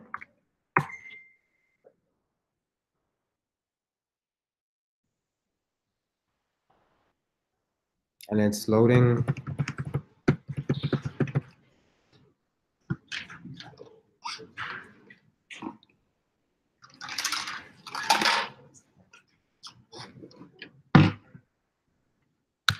Awesome. Now I have the actual application in it's React.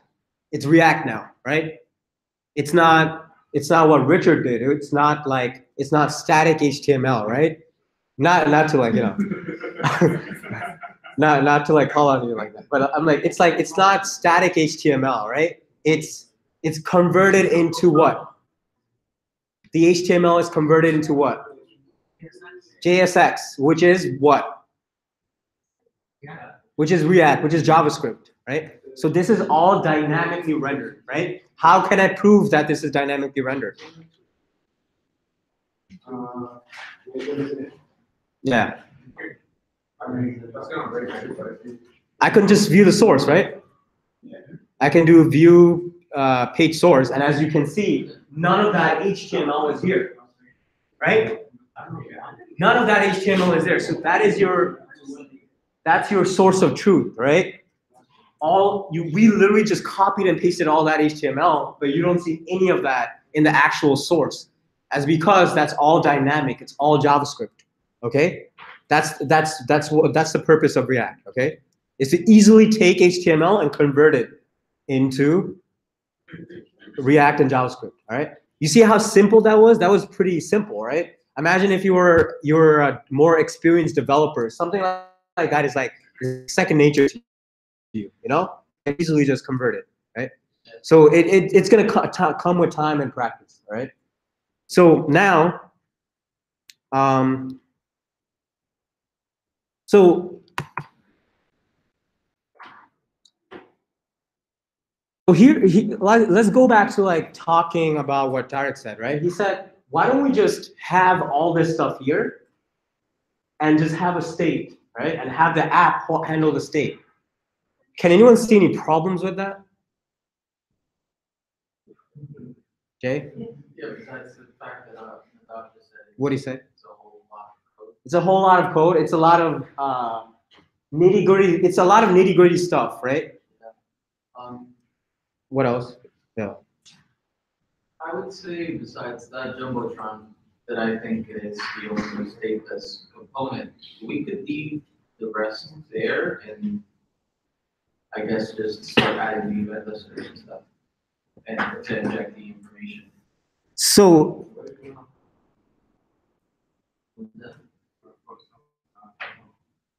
the other thing, right? Like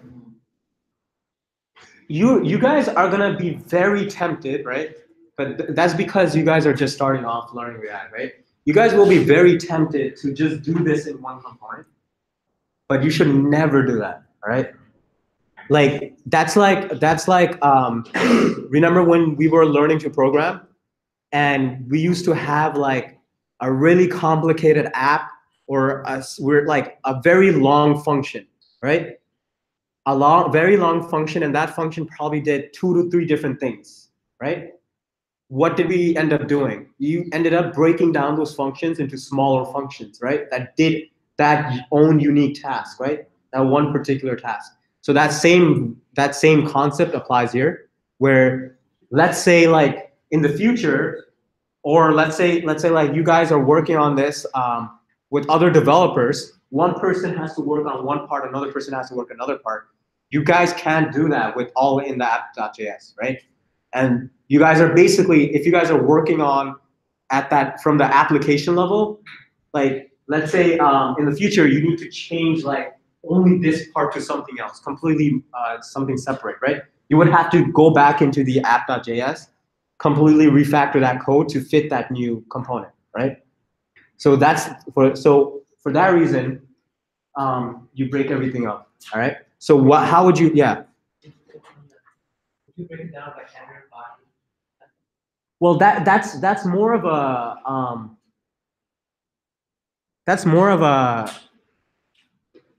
website. A website would more be like a header, body, footer, right? But in this case, this is more like a little like calculator or app type of thing, right? Right. So what do you think the different pieces are?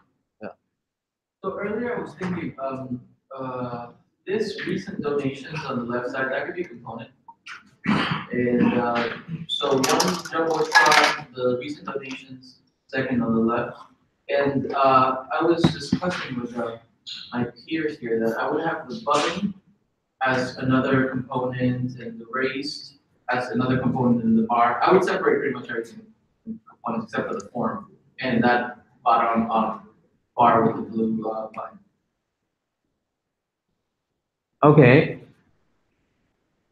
I was wondering to myself, we separated stateless components before into separate files. We never did with stateful components. I assume it's something you could do or not. Yeah. Yes. All right. So there's actually a lot of ways of going about this, but I want to teach you guys like the best practice, right? So let's first think about it from a data standpoint, right? What is the data? What are all the data like points that we need to keep track of? Huh?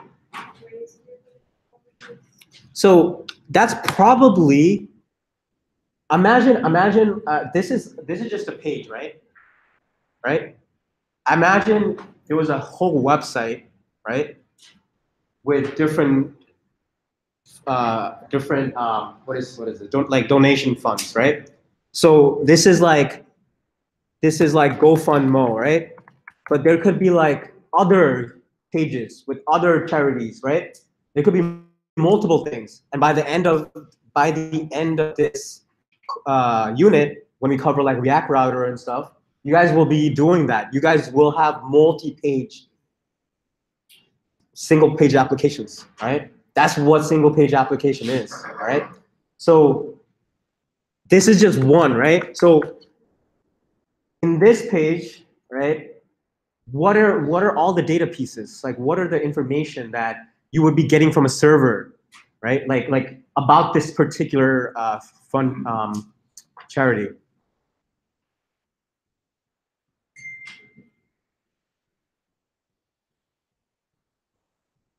Roberto? Yeah.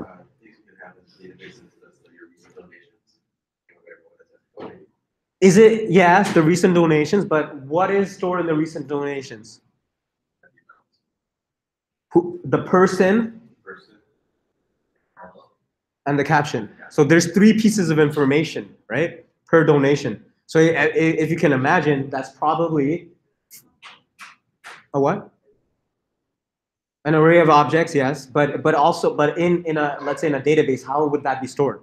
That would probably be stored as a table, right, with the donor, with the amount, with the caption, with the, you know, like all that stuff, right? So you know for sure that the donations are going to be objects, right? So let me ask you this: if you have an array of donations, right? So let's work on that, right? So constructor props super props this dot state equals to, right? And we have what? We have an array called donations, right? And it's an array of objects, right? The name of the person, so let's say John, the amount that they donated, so let's say like $50, the caption, right? So it's probably going to be, it's definitely going to be this, right? And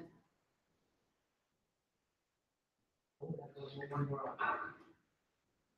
would add one more object. what? Because you might have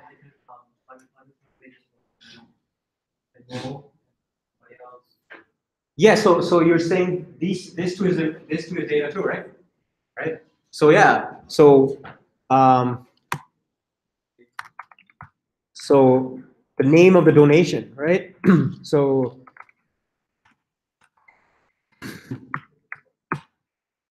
description, right?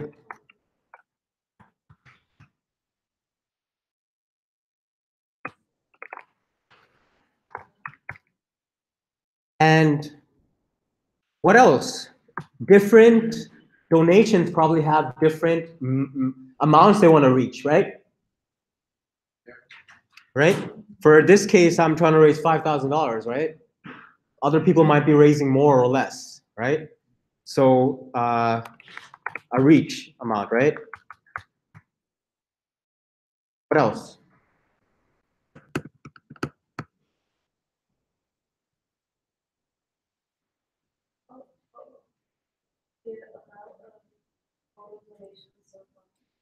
Okay, so that's a good I would say good observation. Okay, but do you need it?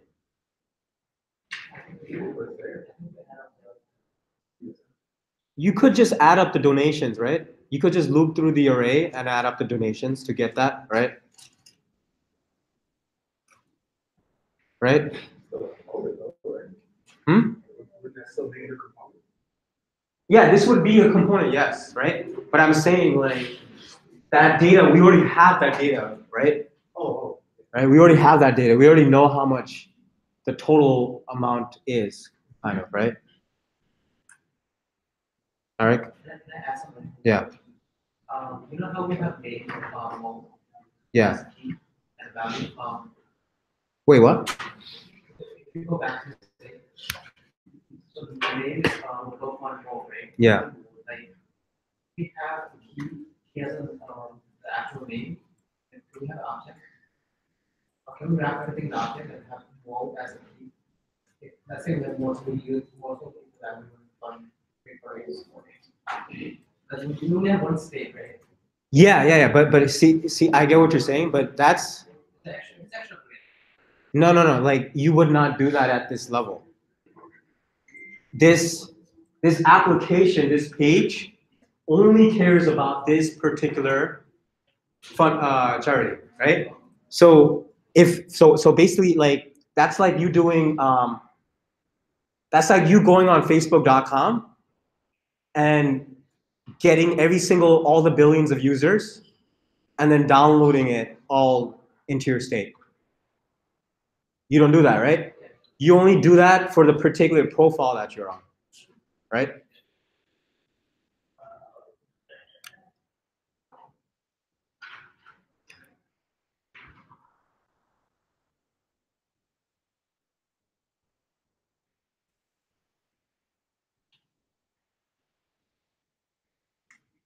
And that's kind of it, right?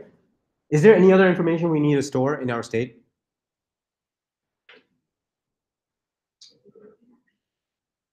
We are storing the caption right here in the donation. Percentage. Can we get the percentage? We could, right? We could calculate the percentage, right? You just use the reach and you use all the amounts, right?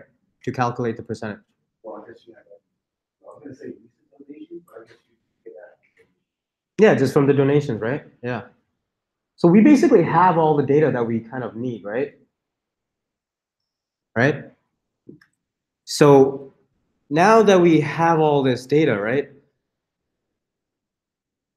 Let's start from the top and see like if we can correlate components or not, right? So the name and the description, where is that? In the Jumbotron, right? What is the Jumbotron's job? To display the title and the description, right? And that's all its job, right? Should that be a component? Why?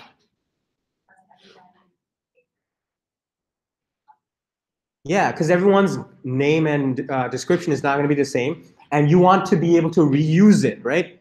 You want to be able to reuse it in different places, right?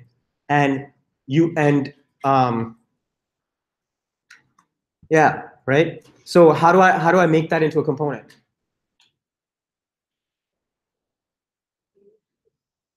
So first of all, what kind of component is it going to be? Is it going to be a stateful component or stateless component? Stateful or a functional?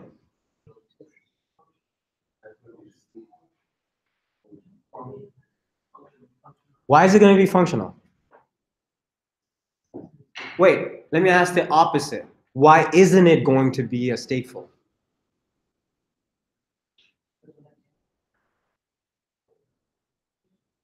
Oh, Daniel? it's gonna draw from the state app. Anyway, so it's not gonna have its own state. Exactly. So this Jumbotron's job, this component's job, is just to take in a name and a description and show it. That's it. It's not going to change it ever, right? It doesn't care about any of that, right? So yeah, let's do that, right? So where should I make that component? Yeah, in a new folder called components, right? And inside of here, I have a new file, right? I'll just call it jumbo.js. Okay. And then what do I do? Import React const jumbo props return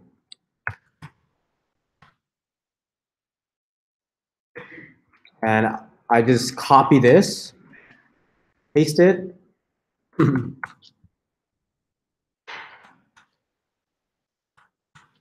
And what do I replace this with? This hard-coded text. Props, right? Why props? What is a prop? Where is it coming from? From the app, right?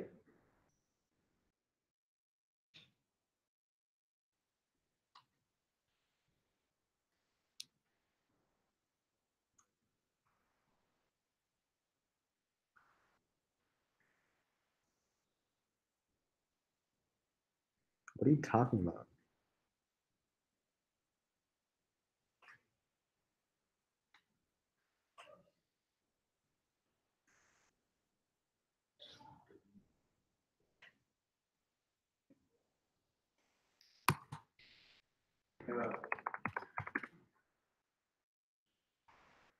A what?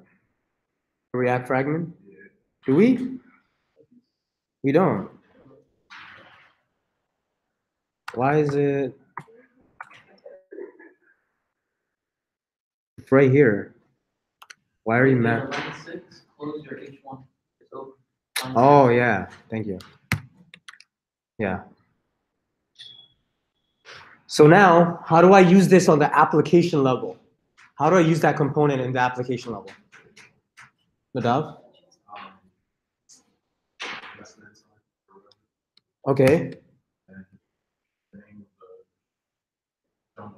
So jumbo, and then? I import it, right? Yeah.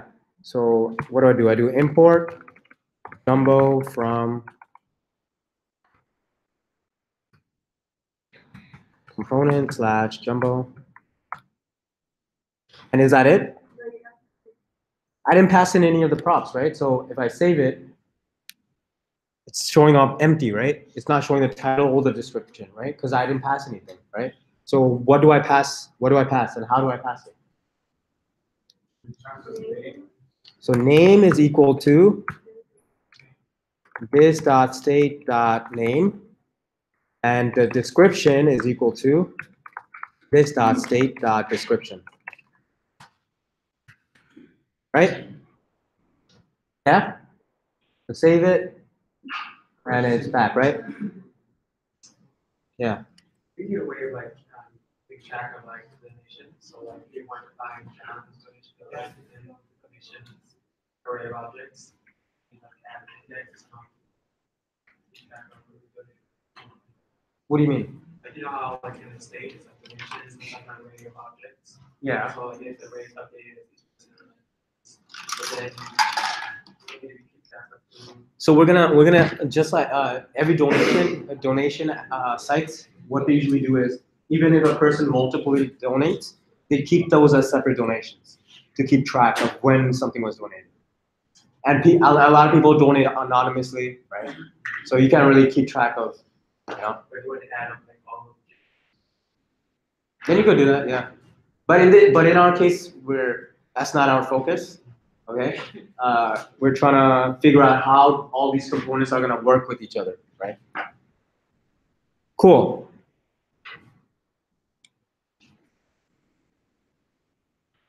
So what's next? What's the next component I should work on? The recent donations, right? All right. So how would I break that up? All right. I was gonna say, keep the container in a row and pick there. Yeah. Those two, and the rest of it, So which part? the part where it starts from the UL. So this. UL, right? Yeah. So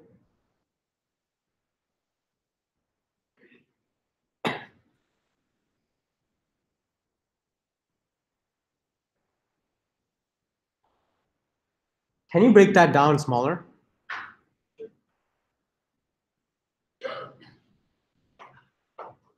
So what is this? What is this? It's a list, right?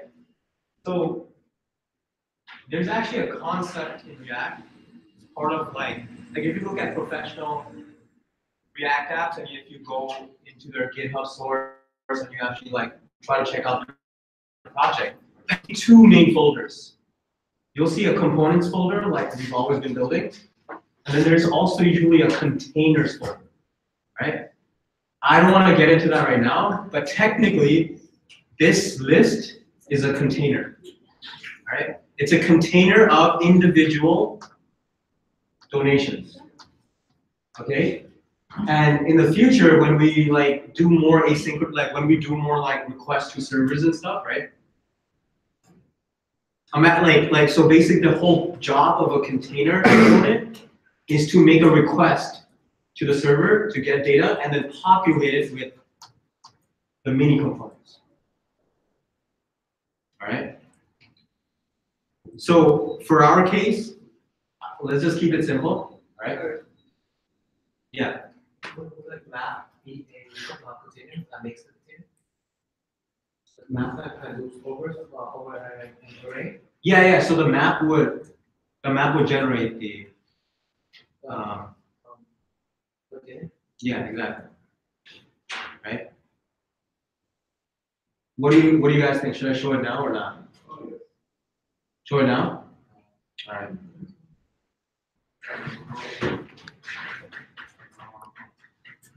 All right, so I'm going to make a new folder called containers.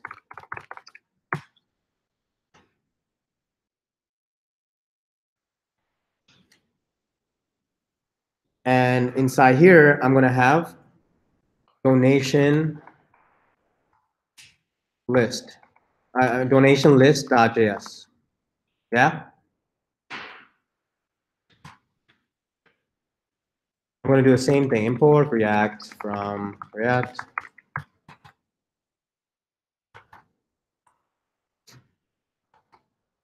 Donation list, props,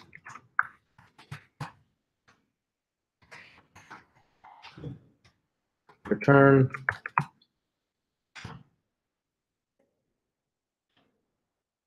And what do which part do I pull? I pull everything from the UL, right?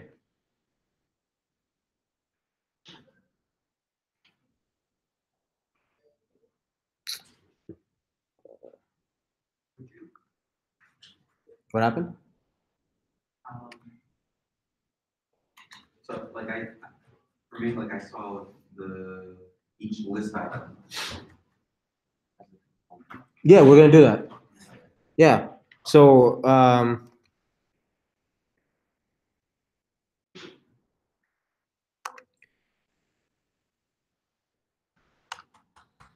so this component's job is to just what? To hold all the donations, right? But the donations itself is a component, right? So I would do what? I would call it a donation.js, right? And what does this look like?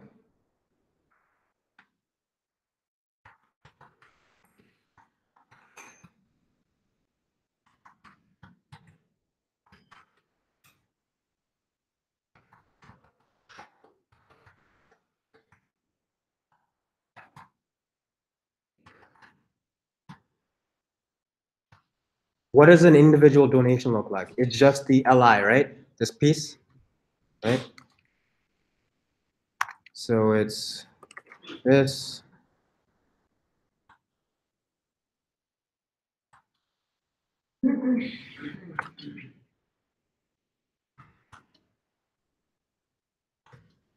And what do I replace here? What does this donation need? What kind of information does it need?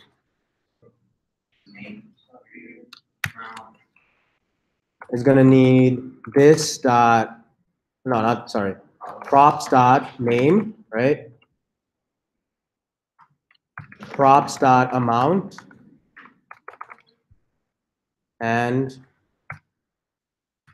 props dot caption, right? Yeah? right? And then I do what? Export default donation, right?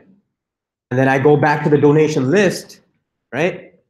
And the donation list, what does it do? It lists those individual donations, right?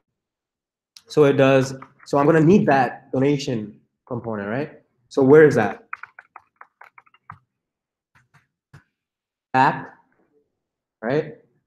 Then components, then donation, right? And this is where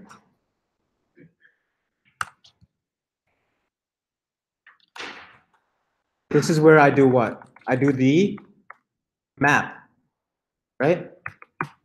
See how like once you start breaking them down into small useful pieces, don't break them down into pieces that are not going to be useful, right?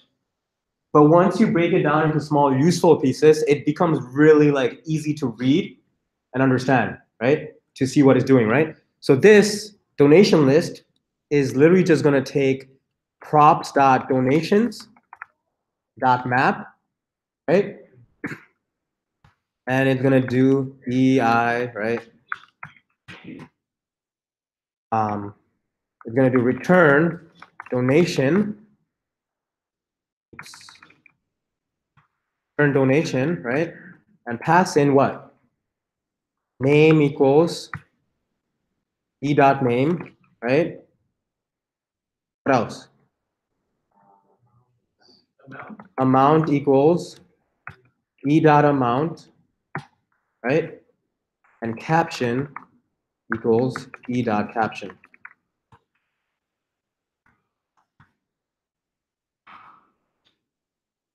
And then export default donation list. Ooh, someone said P. Who was that? Yeah, good catch. Right? And then a key. Why do we do key? Because when you're mapping and you're auto-generating components like that, React is going to give you a warning, like, hey, like you're generating all these things. Give me a key. So each item that you're generating should have like a unique identifier, a key, right? So that React knows what's up, right? Cool. So now back to the app, right? Donation list? Yeah. What's up? Could you explain the key again? Oh yeah, let's just take it out for now, and then I'll add it back in, all right? So I'll let you see the error yourself, all right? So here, I'm back in the app.js, right? What do I have now? What do I have now? I have a donation list container, right? So what do I do? Import donation list from component slash donation list, right? So now all I have to do is call donation list, right? And what does donation list expect?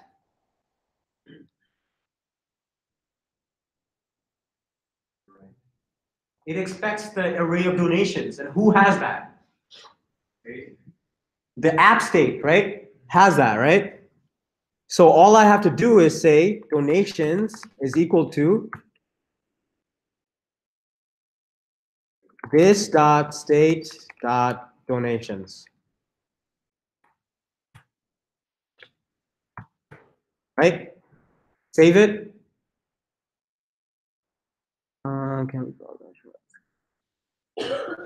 Oops, I mean containers.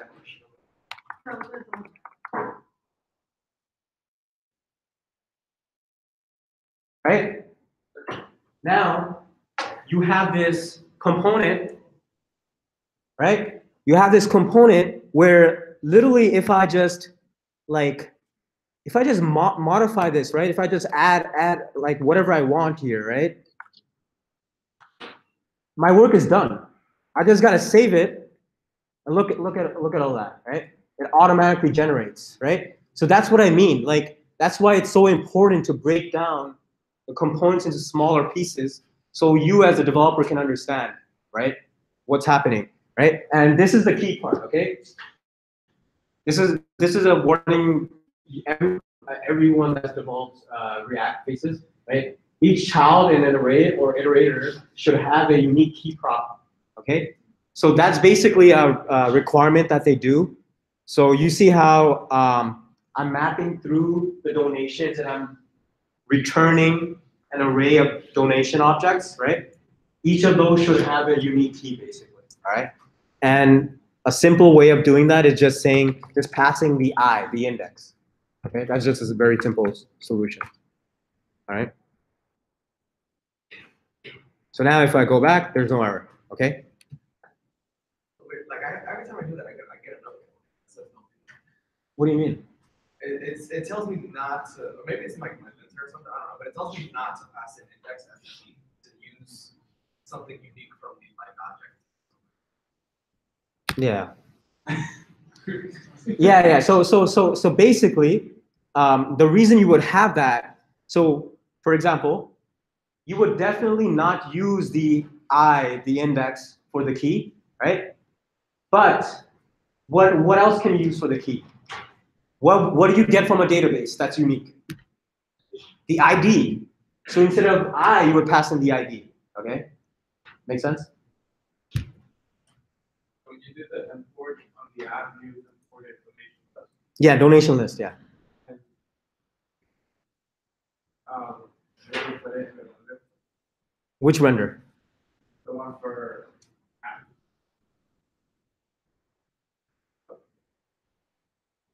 All right? Does that make sense so far? Yeah?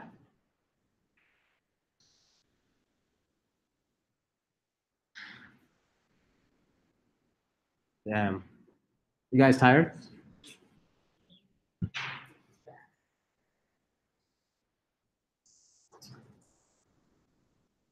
Connected to the donation list. The what? Donation list. It's meant to be pretty straightforward. So whenever you make components, your job is to make it as straightforward as possible so everyone can see and understand what his job is. What is this thing doing? What is it doing? It's just making a list of donations, right? That's why they call it a donation list, right? This is the individual element, and the whole thing is the parent container, right? Right?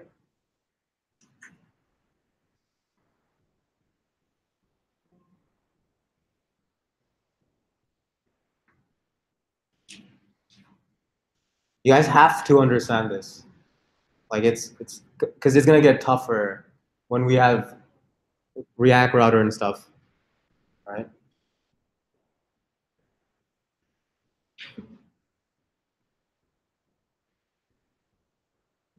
But does this make sense so far? I just broke up this into smaller pieces, right? Cool. So what's the next component I should work on? Maybe I should work on this, right? Doesn't this and this technically do the same job, right? This is just showing a percentage representation, right? And this is showing what? The dollar representation, right? So it's basically doing the same job. So why not just stick it in one component, right? Let's make our life easier, right? So, what should I call it? Another thing, is it going to be a stateful component or functional component?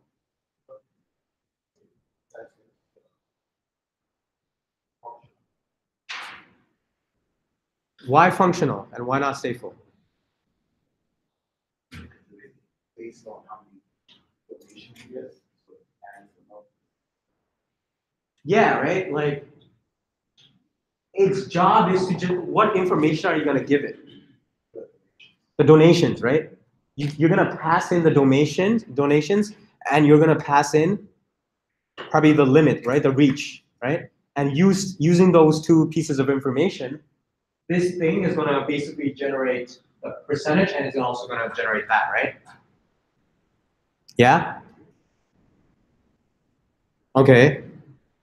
So I'm just gonna call it progress.js, okay? Progress. Okay? So in here, I'm gonna do import React from React const progress equals to props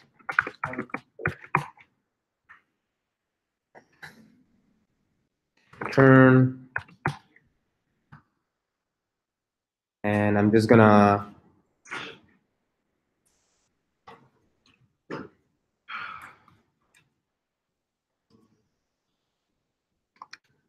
copy this, right? To here. Yeah, what's up? Did you already place the donation in the right there already? Or, like, or where is the donation being? It's just in the state. It's not being used yet. Okay.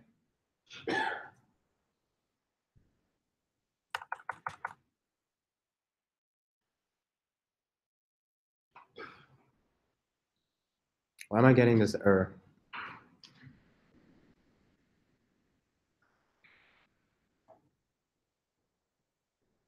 Oh yeah, the fragment stuff, right?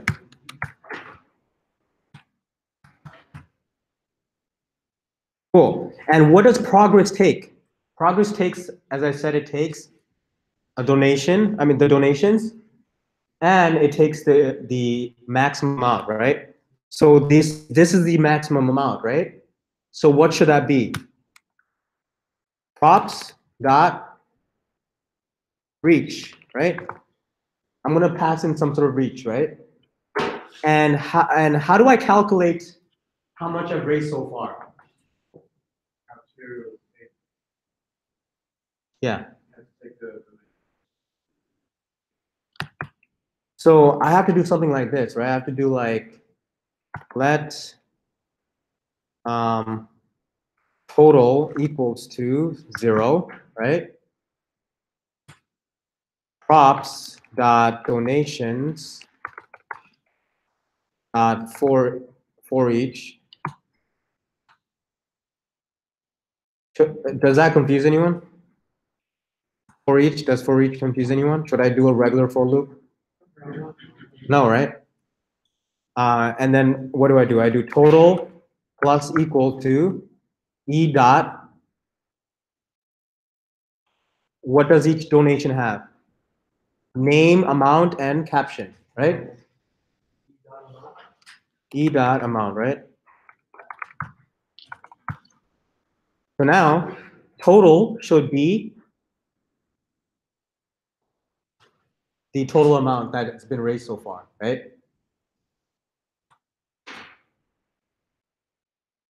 So I do total, okay?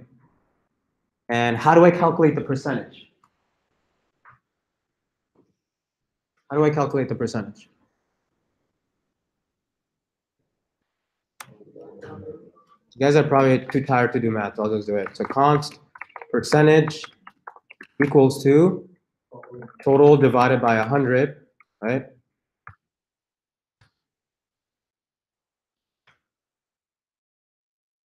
Times 100, right? Yeah? Oh yeah, sorry. Yeah.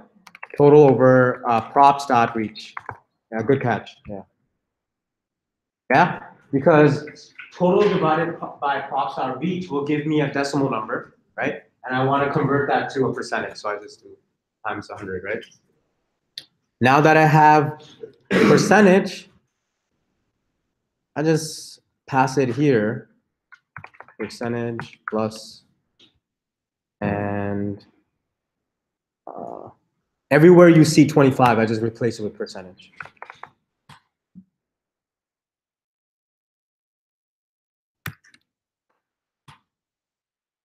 Yeah? And then finally, export default progress. So I want you guys to see something interesting here, right? Like this is a functional component, but before we do the rendering, we're doing some sort of calculation, right? Based off of what? Whatever data that gets passed into us by the props, right?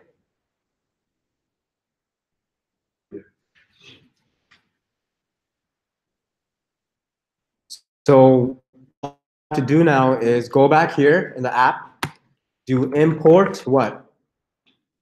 Progress from component / progress. And how do I get it to show? And what data do I pass in?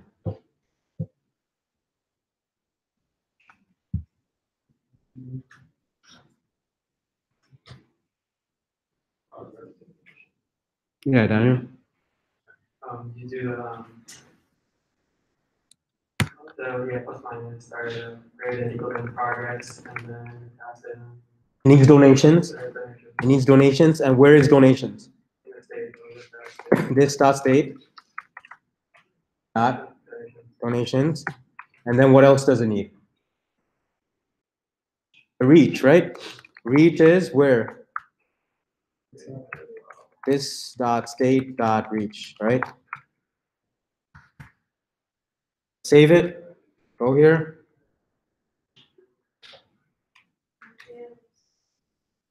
What is that? 7%. But if you notice, it's saying 7.000. Do you see that? Right. So that's JavaScript runs into this bullshit a lot, right? So the way you fix it is you go back here, and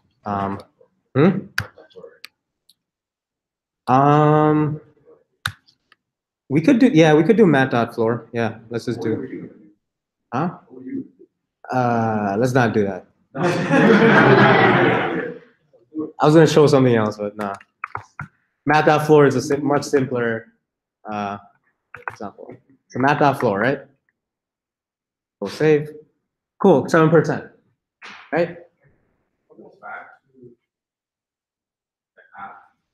Yeah. So when you call progress, what sort of information you send the donations array? You're sending the donations array, and you're sending the reach. Oh, okay. Okay. So for example, if I take away all these things, right? What should it say now? It says 350, right? What should it say? 50, right? Now I go back, it says 50, and that's like 1%. All right. That is it. I think that is exactly 1% of 5,000. Yeah. Right. So yeah. We're almost done. We just have what left? The form, right? So in my eyes, this form does one job, right? Its job is to submit a donation, right? That's a job, right? So let's take that and no, it would actually be, it would just be a regular component. It's not generating multiple components, right?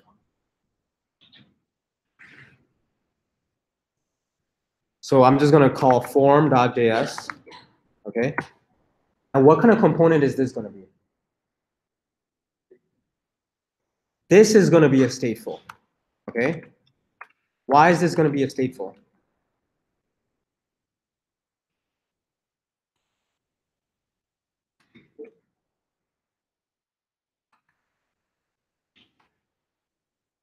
Why is this gonna be a stateful? Yeah, and it's so as I type, right, there's a lot of data that's being stored, right? And what else gives you the idea that this is gonna be stateful? Probably this, right? Right? Like as I move that, this amount should change, right?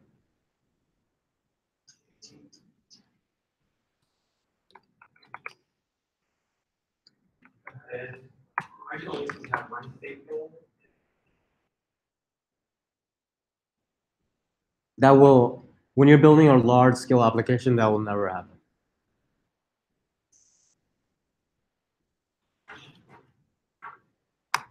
All right. So I have the render function, right?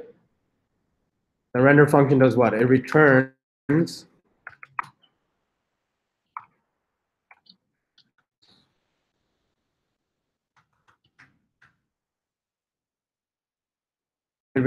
this entire form, right?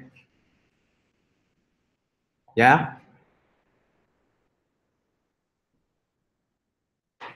See how simple the app.js becomes once you separate everything off, right?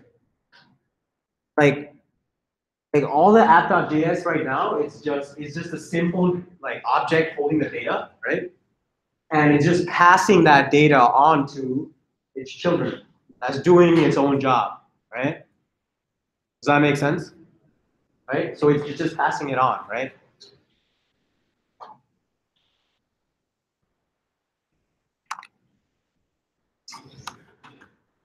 Yeah. And in the index.js, it's running when it's rendering, you have to pass in both and I'll show you right now.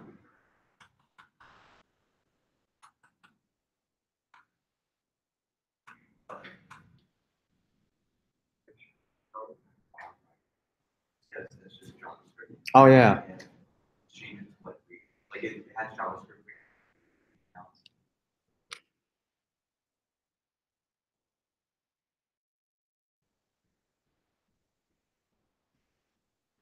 Where is it? Oh yeah. Cool.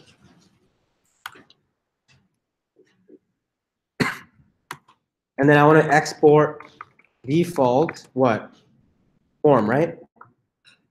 Right? So here to answer your question.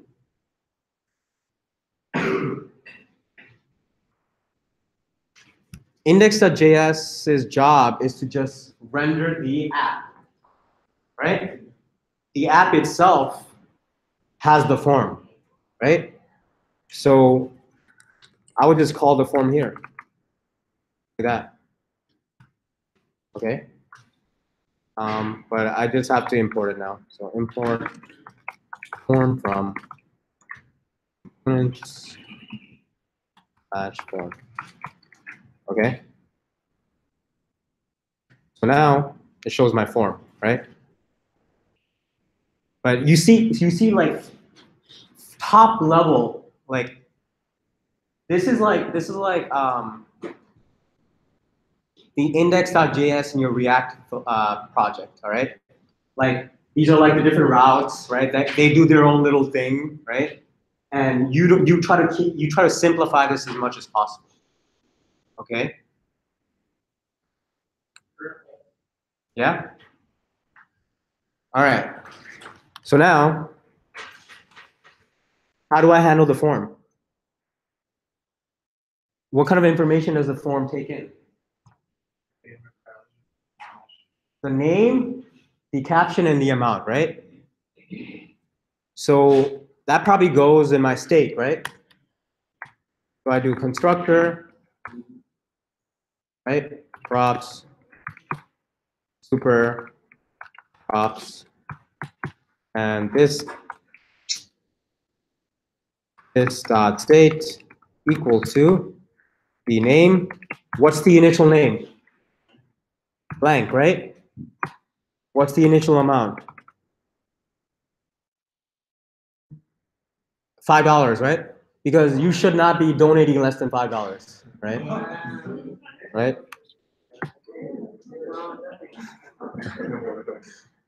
Like, just not to me. Like, I'm just saying in general, right? So, for example, let's say you're trying to donate $5. Out of that $5, there's already transaction fees going through because you're using like a credit card or something, right? There's already things getting taken out, right? So you can't like donate like $1, like. And then caption. The caption is empty as well, right?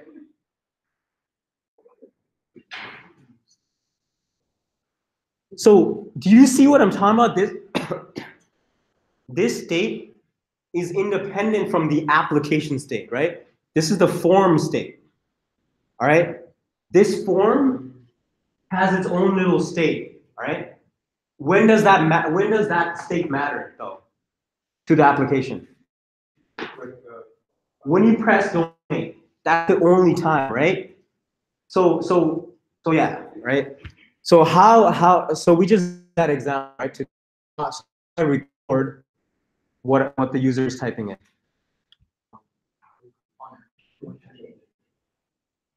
On change, right? But let me make the handler function first, right? So handle name input. Handle name input. This dot set state name is equal to what? E dot target dot value, right? Yeah? Yeah, what's up? What both at once? How would you handle both events at once? No. Yeah, because I'm just pressing donate and then there would be both. Okay. But let's imagine like because usually this is a single page application, right? Usually what ends up happening is like when you're writing these kind of forms, you're usually doing other kind of checks and stuff. Like you're checking if the name matter, like the name meets a certain requirement. Like you're typing in a certain, let's say you're typing in a certain password. Like does that password have a certain length? You're doing all these checks, right? So you would do that all in the handler function, all right? So let's just keep it simple and just go at it that way, right? So I'm gonna have a handler for the name, a handler for the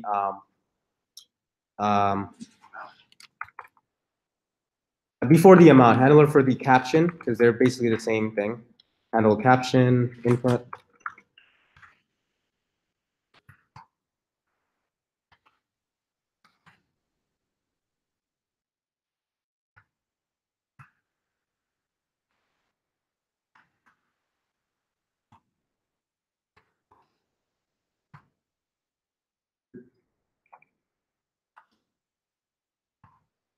And finally the amount, right?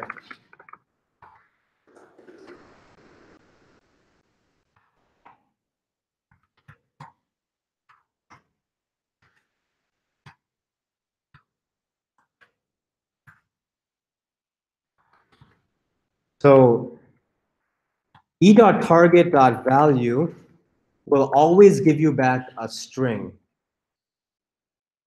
Okay? It will always give you back a string. So how do I convert a string into a float, let's say? Or float, right? Or parsing, right? So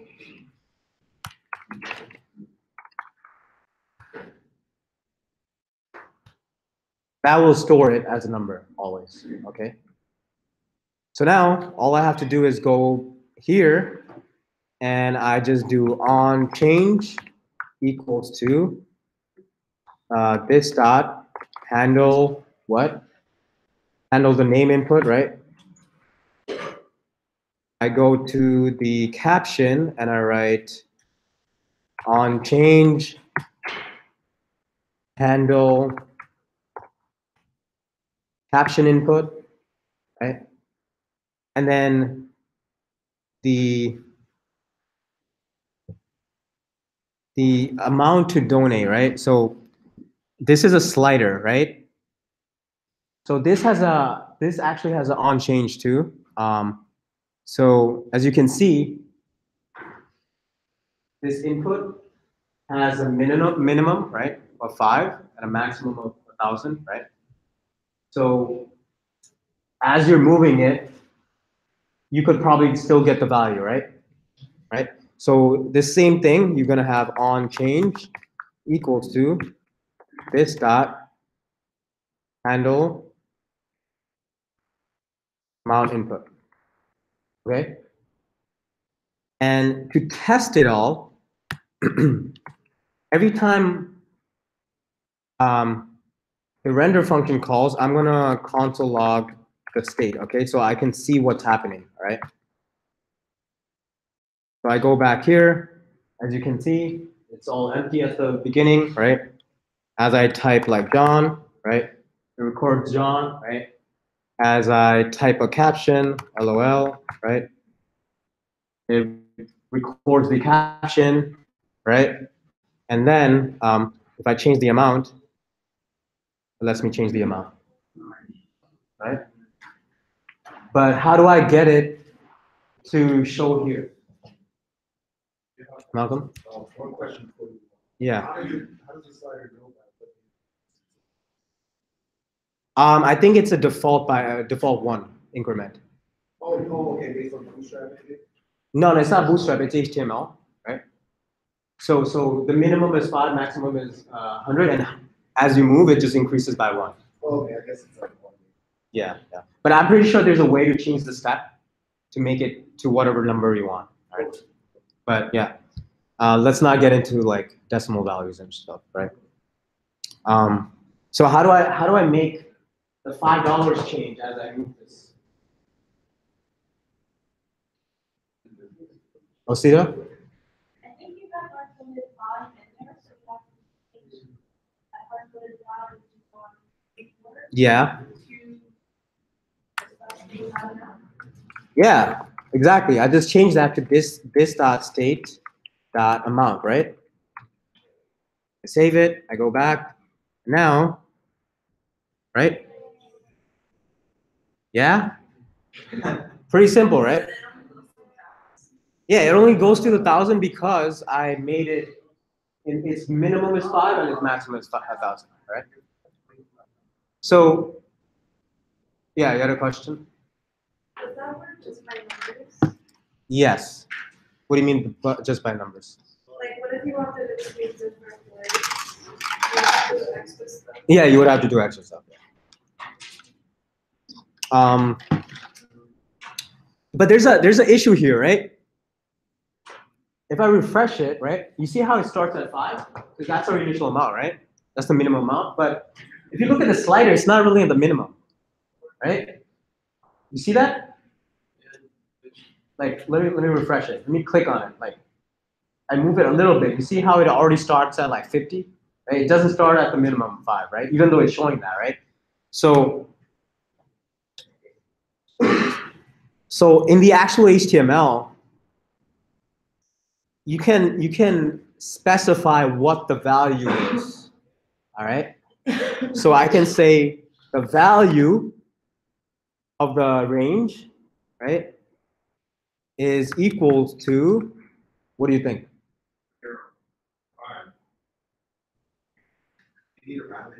All right, so let me set it to 5, right?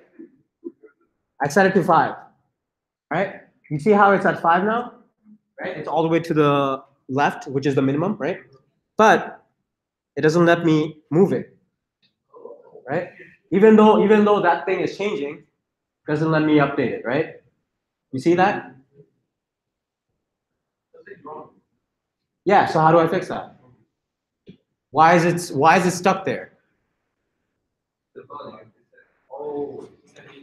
Yeah. It's stuck at 5. Yeah, I hard coded 5, so it's stuck at 5. So what do I?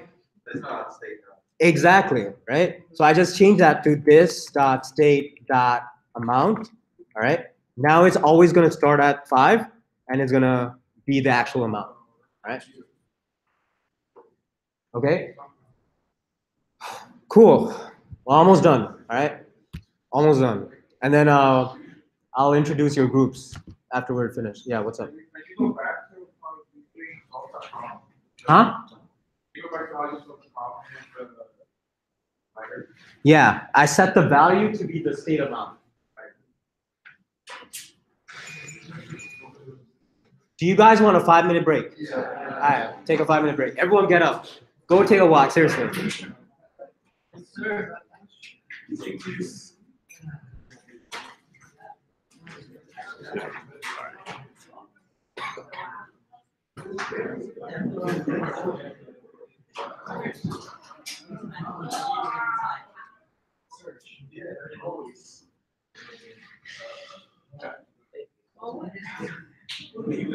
Huh? No, that was a vanilla chocolate milkshake. It looks like steaks, so I was just a little worried.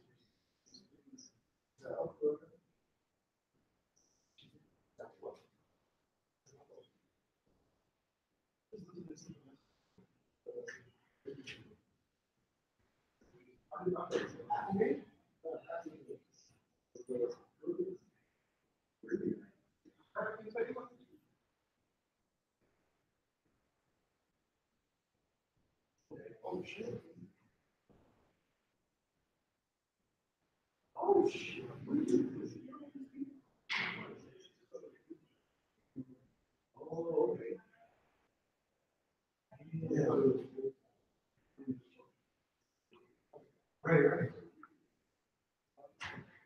That's a business idea. That's a business idea. I say you wait. That's crazy.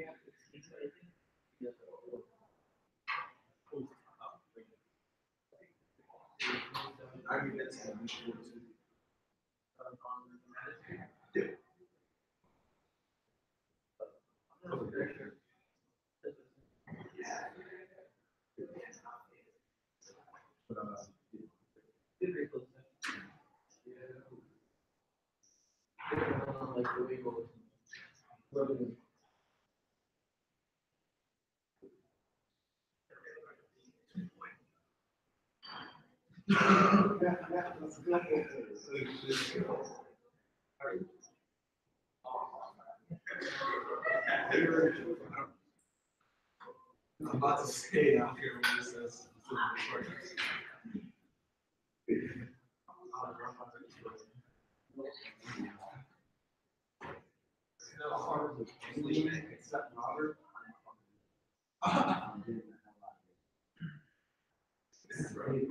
That hurts.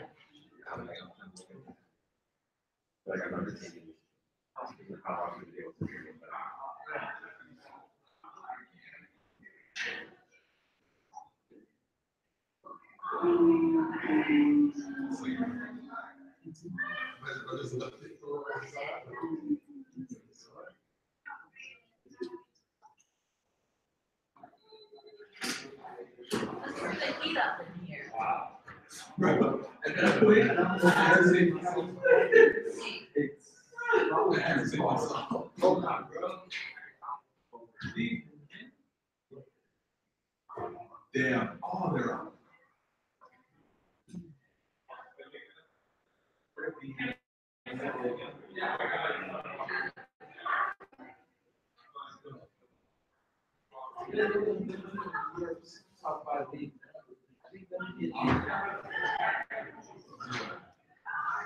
This game was they're great, but like they play on the top.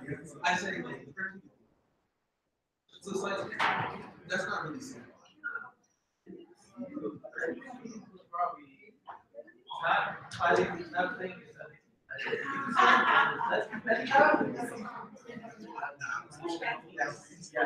There's no concept for there's no role. There's no contest. We're talking about the overall.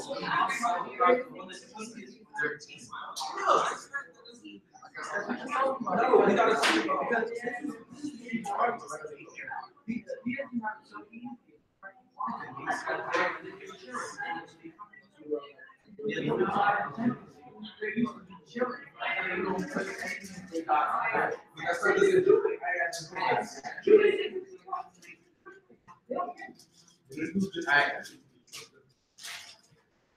So,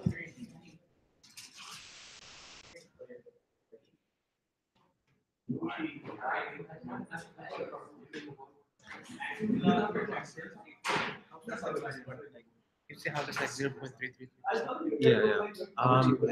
I think we did math floor. But that puts it to 0. What puts it to 0? How do you like put like 2 decimal places? So that's the way I was gonna show it.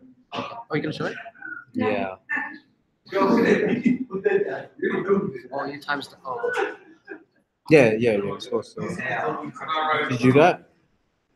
I did this time out divided by distance data which Alright, so you could also do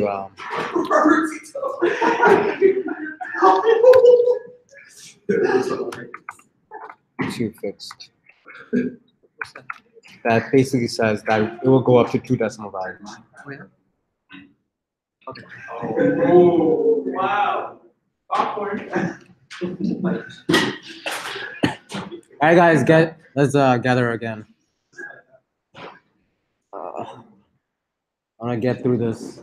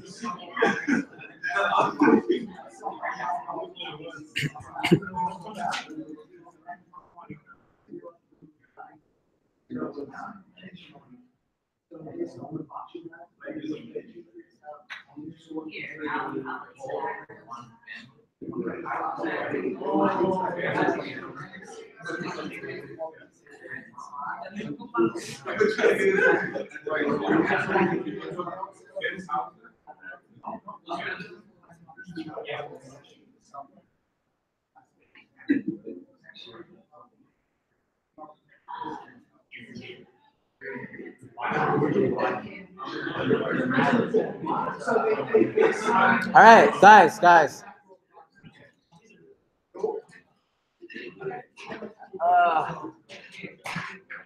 All right.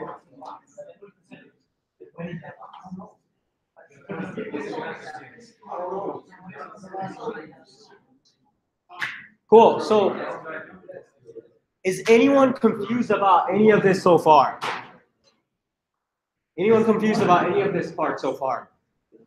So you understand the state part, right? You understand the jumbo, right? Yeah? You understand the donation list? Okay. You understand the progress, right? Now we're working on the form, right? Which is the last piece, and then we'll be done, right? So the form is it's a stateful component in itself, and the form doesn't care about anything. It just cares about, hey, is the person filling out my form? What are the information in my form? And did the person submit the form or not, right? Those are the only things that the form cares about, right? Okay, so we already handled the 3 stages, right? The 3 states where, like we're checking if the name changes, the caption changes, the amount changes, and we're storing it in state, so we have all that. The only thing that's left is the actual submission, right? Submitting and this basically submitting the donation, right? So how do you think we can do that? What's the first step? We have a button, and I want to be able to press the donate button, and it should submit the donation. So what do I do? Jay? Is there any way of, because when you type something on the name bar, you're going to have everything on the unchanged event. Same thing for the amount, same thing for the caption. Is there any way that when we click the donate button, there's an event handler there that actually mutates the state and saves all of that info at the same time in our state? Is that possible to do that? That it's possible, but that kind of goes against like the way React is supposed to flow and work. Okay, so there's like one of the major keys about this unit is constant practice. All right, I mean it's a key for every unit, but I mean like more especially now because if you noticed, literally from like day one, we went at it, right? We keep building new things, right? And we're gonna do that throughout the entire unit. And you'll see it's like literally like it doesn't get any more complicated than this, honestly. Like it's literally just this same thing repeating over and over. But what's important and what you have to understand is how to divide up the components, right? So this is just the pattern of how React works. In React, you want to input the information as the person types it. Okay, make sense? Okay. So yeah, what do I do? I want to be able to say like Michelle, haha, and then she wants to donate like 150, whatever, right? What's next? Like, what do I have to do? I need to register an event with donate, right? Right? So how do I do that? Create a what? I can't hear you. A new method, yeah, right? So let's call this handle donate click, right?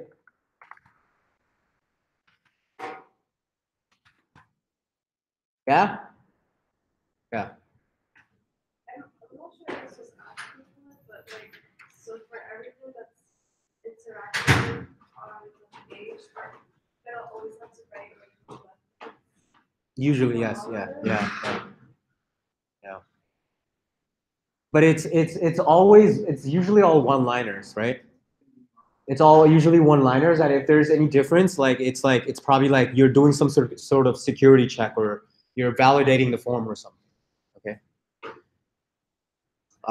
Cool. So if the click happens, for now let's just alert. All right. So let's do an alert. Say you clicked it. Okay. So why isn't it working?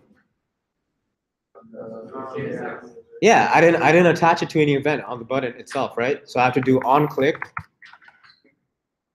equals to bits dot and handle donate click, right? Go back, I click on it, and it works, right? You clicked, right? So here's the thing, right? I probably don't want a person to submit unless they pass in a name, right?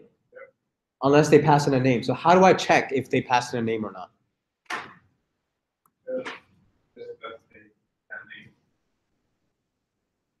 And where does that go? In the handle click button, right? I mean this function. So as you can see, like breaking up your code into this kind of way, like, actually makes your job way easier, right?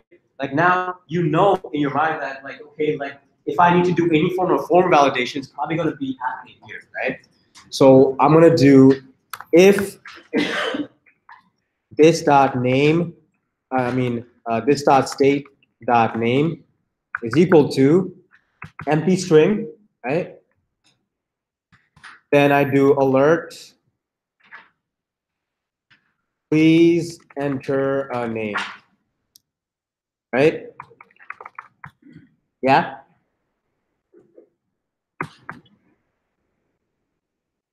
And we could test it, right? I could go back, refresh. If I enter like John, right?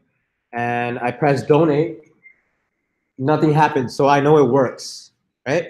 But if I take out the name John, or let's say I just refresh the page and I try to press donate, what should happen? I'll get an alert, please enter a name, right? So we already have a very simple way of form validation, right? To make sure we're taking in the proper data, right? So now is the last step, right? And this is kind of like one of the hardest things to grasp when it comes to React. And it's not that hard, but it can get very hard. And this is the major reason why people talk about things like Redux and stuff. Okay, you guys heard of Redux, right? I think Pursuit like marketed it like crazy, right? But so here's the problem.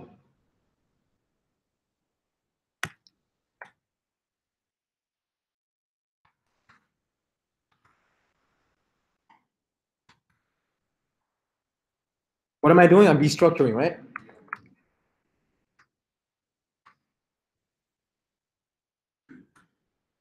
I have the name, I have the caption, I have the amount, right?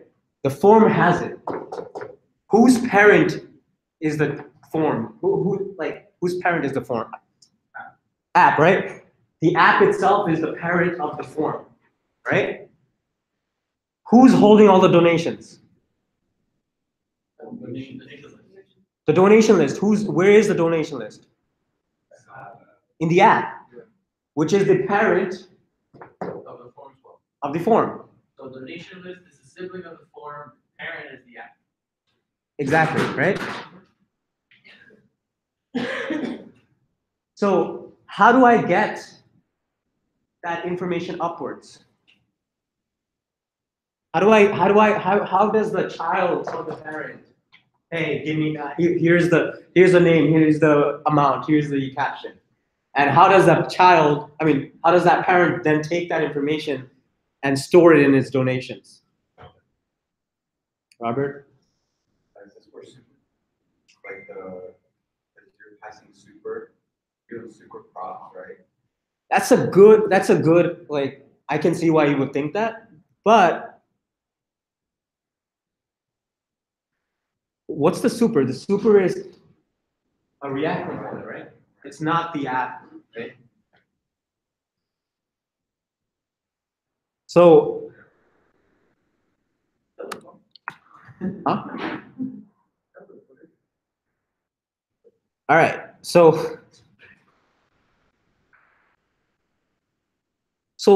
the app is the guy that's handling the donations, right? So what do? Let's say I wanted to make an add donation function, right? Add donation, right? The add donation function takes in a name, right? Takes in the amount, takes in the caption, right? And what does it do?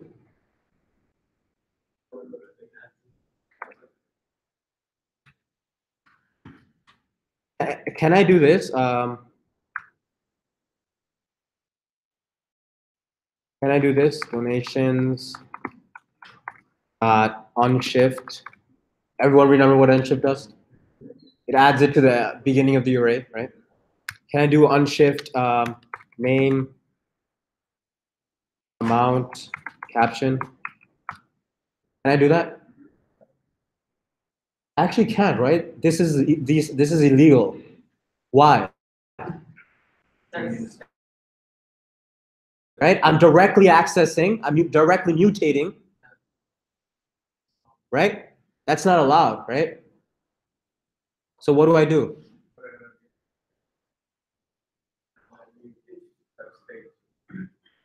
If you do set state, would you delete everything else that's in there?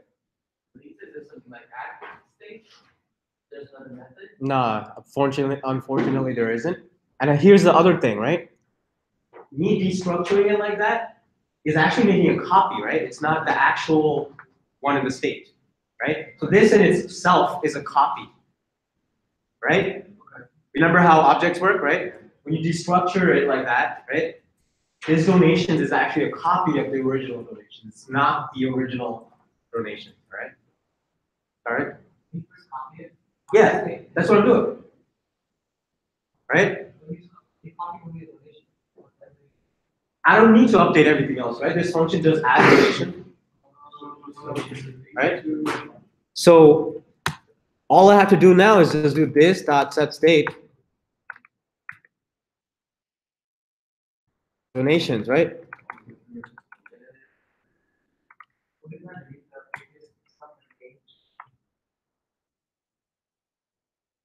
No. Remember, we've been doing all this, like, when you just, like, even in the form, right? Like, you see how I'm just setting amount, I'm just setting caption, I'm just setting name. Me setting that doesn't overwrite the others, right? It doesn't override it, right? Cool, so, does this make sense? Right? So this function adds something to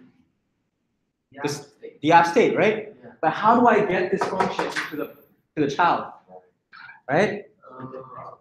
Pass it as a prop, right? This is fucking JavaScript, right? This is fucking JavaScript, right? Huh? No, this is not Redux, but this is why people use Redux. Okay. So let me show this, right? So I'm gonna do add donation is the name of the prop. Add donation is the name of the prop is equal to. I'm just gonna pass in the whole fucking function, right? I'm just gonna do this dot add donation. I'm passing down here. Take this function, right? Now, because he has that function, I can access it here, right? In the child, right? I can now say, oh, here's a huge difference between functional component and stateful component. Is that you see how I have a props here? So how would you in a functional component you can just do props, right? You do props dot whatever, right? But in a stateful component you have to have this, okay? It's dot props, okay? Also, I noticed that on a functional component, you have a class yourself. Exactly, Here yes. you have a class, so that's why you have to do this too. Exactly, yes, yeah. So now I have a prop called what? Add donation, right? I have a prop called add donation, so I can do add donation, pass in the name, pass in the amount, pass in the caption, right? Right? Oh, when I defined it, it's in this order. I can see, yeah, let me switch this. I have that kind of OCD too, right? So now, I go here, right? I write down Michelle, right? Caption, haha. Pass in like 661. Press submit, right? And it added it. And we're done. That's a lot to teach. Holy crap. Right? Well, actually, we're not done. Sorry. We're not done. What should this do after I press submit?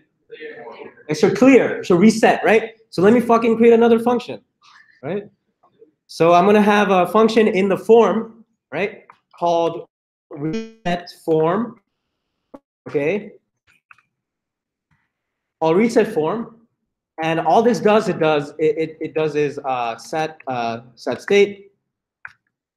And I literally just copy this, right? Copy it back to how it's supposed to be, like how it originally was supposed to be, right? So what I'm doing is now, after I run the app donation, I do this dot reset form, right? Save, right? Go back, right? So now, add back Michelle, right? Add back like, I don't know, like 900, right? And then press donate, right? Resets, right? Wait, what?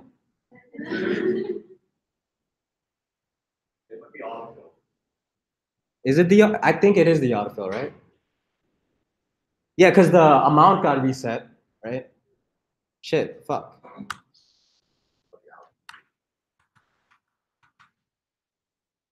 But yeah, essentially we're done, all right? So now you just add like, oh, this is why I had Do You Love Me, because I wrote Kiki and then, yeah. And then, yeah, so as you keep adding, right, it's gonna, oh shit, wait, what?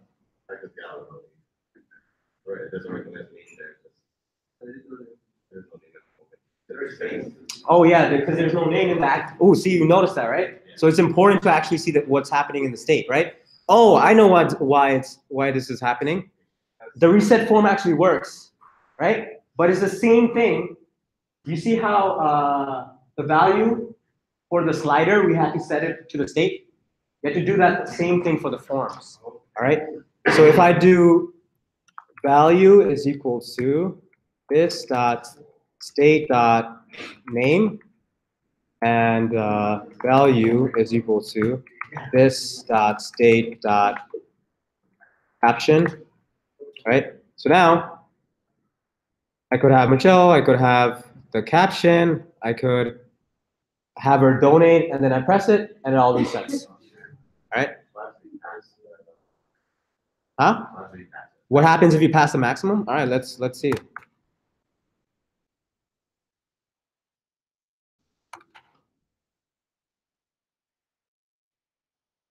This is annoying. I asked for too much.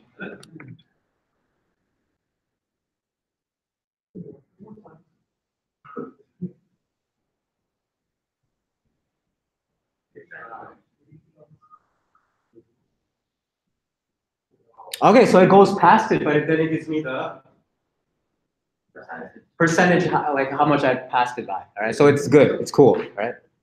All right, so that's it, right? Yeah, so what I'm trying to get at, like, why am I trying to prove Redux right now is because of this example. You see how we pass down information from the parent to the child, right? Through a prop, right?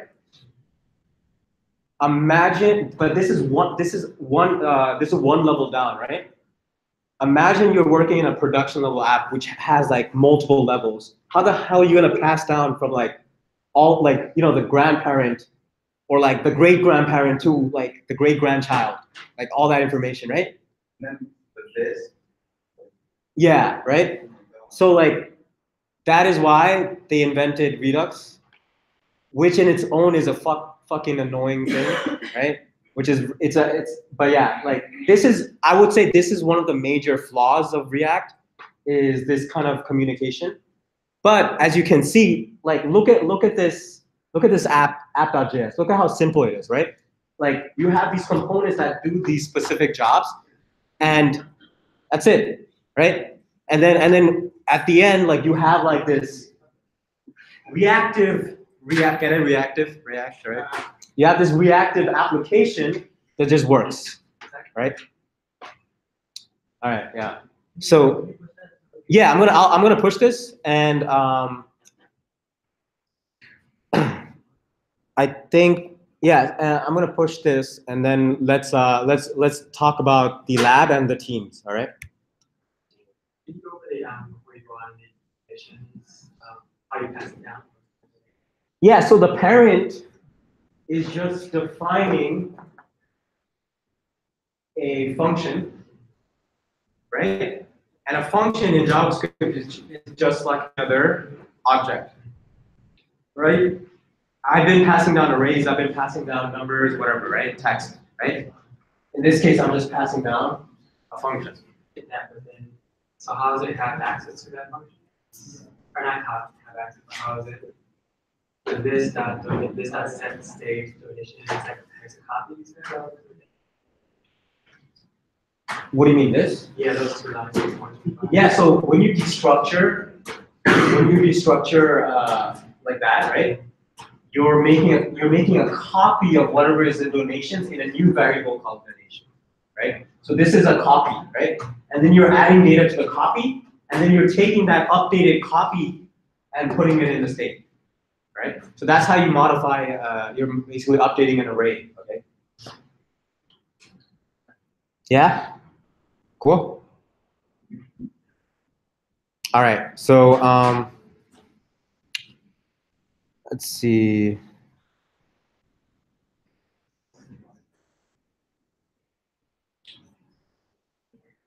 All right. So these are the duos. All right. So everyone get with your duo. All right.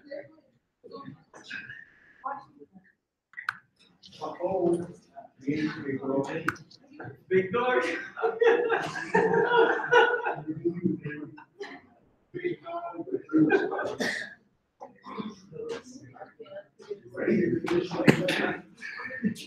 Oh man. Oh my gosh. Oh, that's bad. So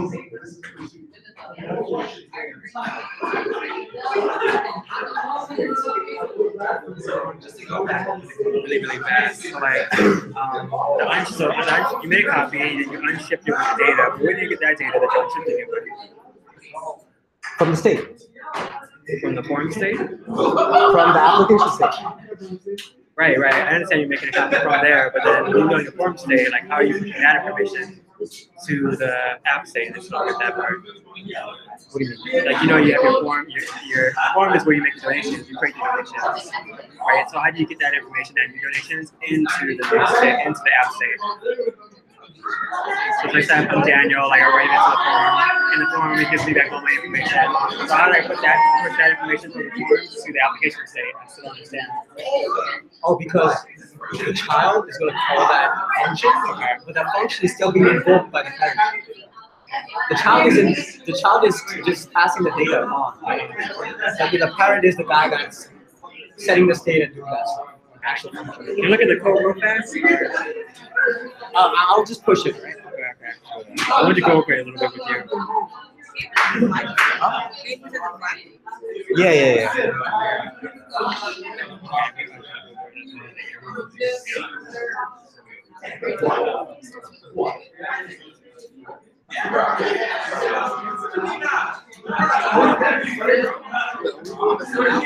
Yeah.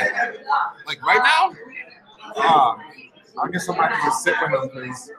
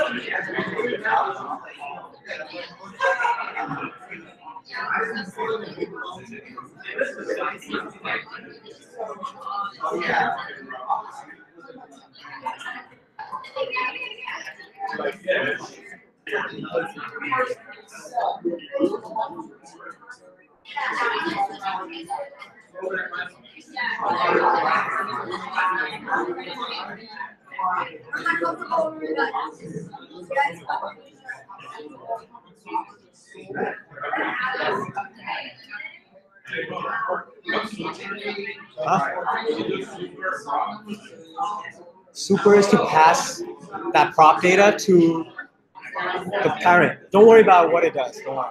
Just copy and paste that.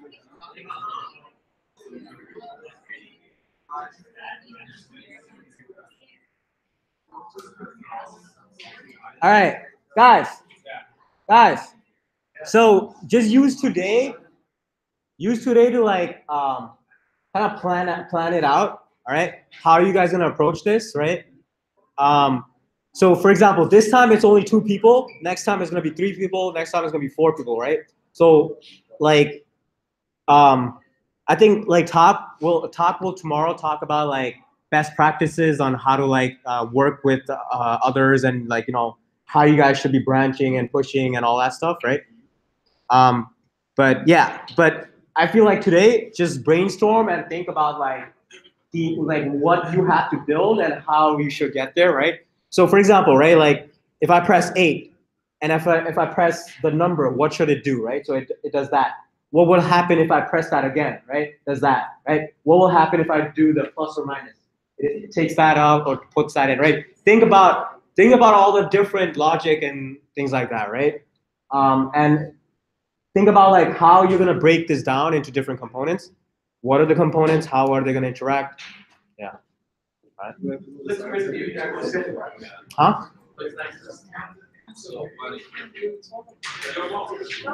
Yeah.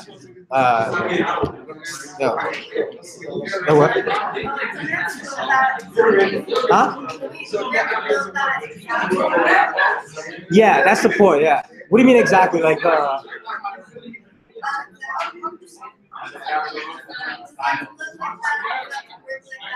Yes. Yeah.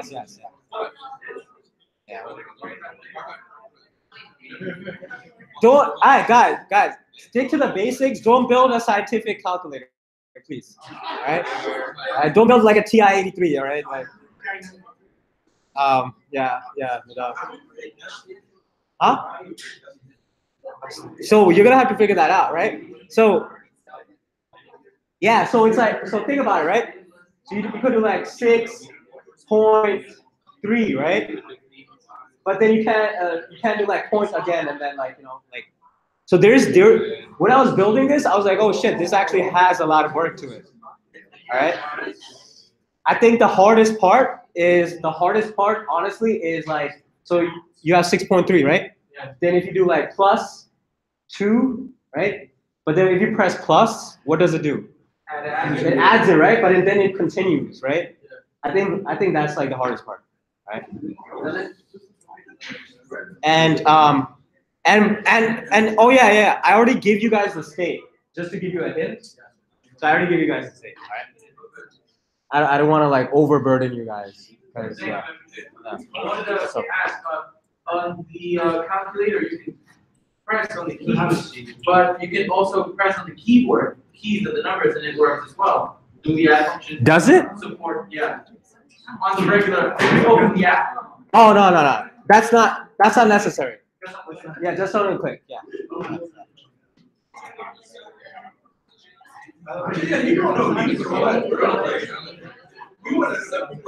Yeah, what's up? Oh,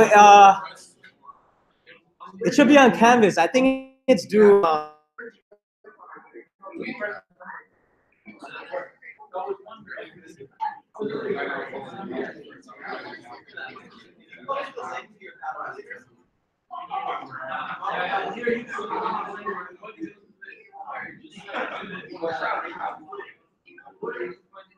It's due on the 10th. It's due on the 10th. So it's due next Sunday. All right.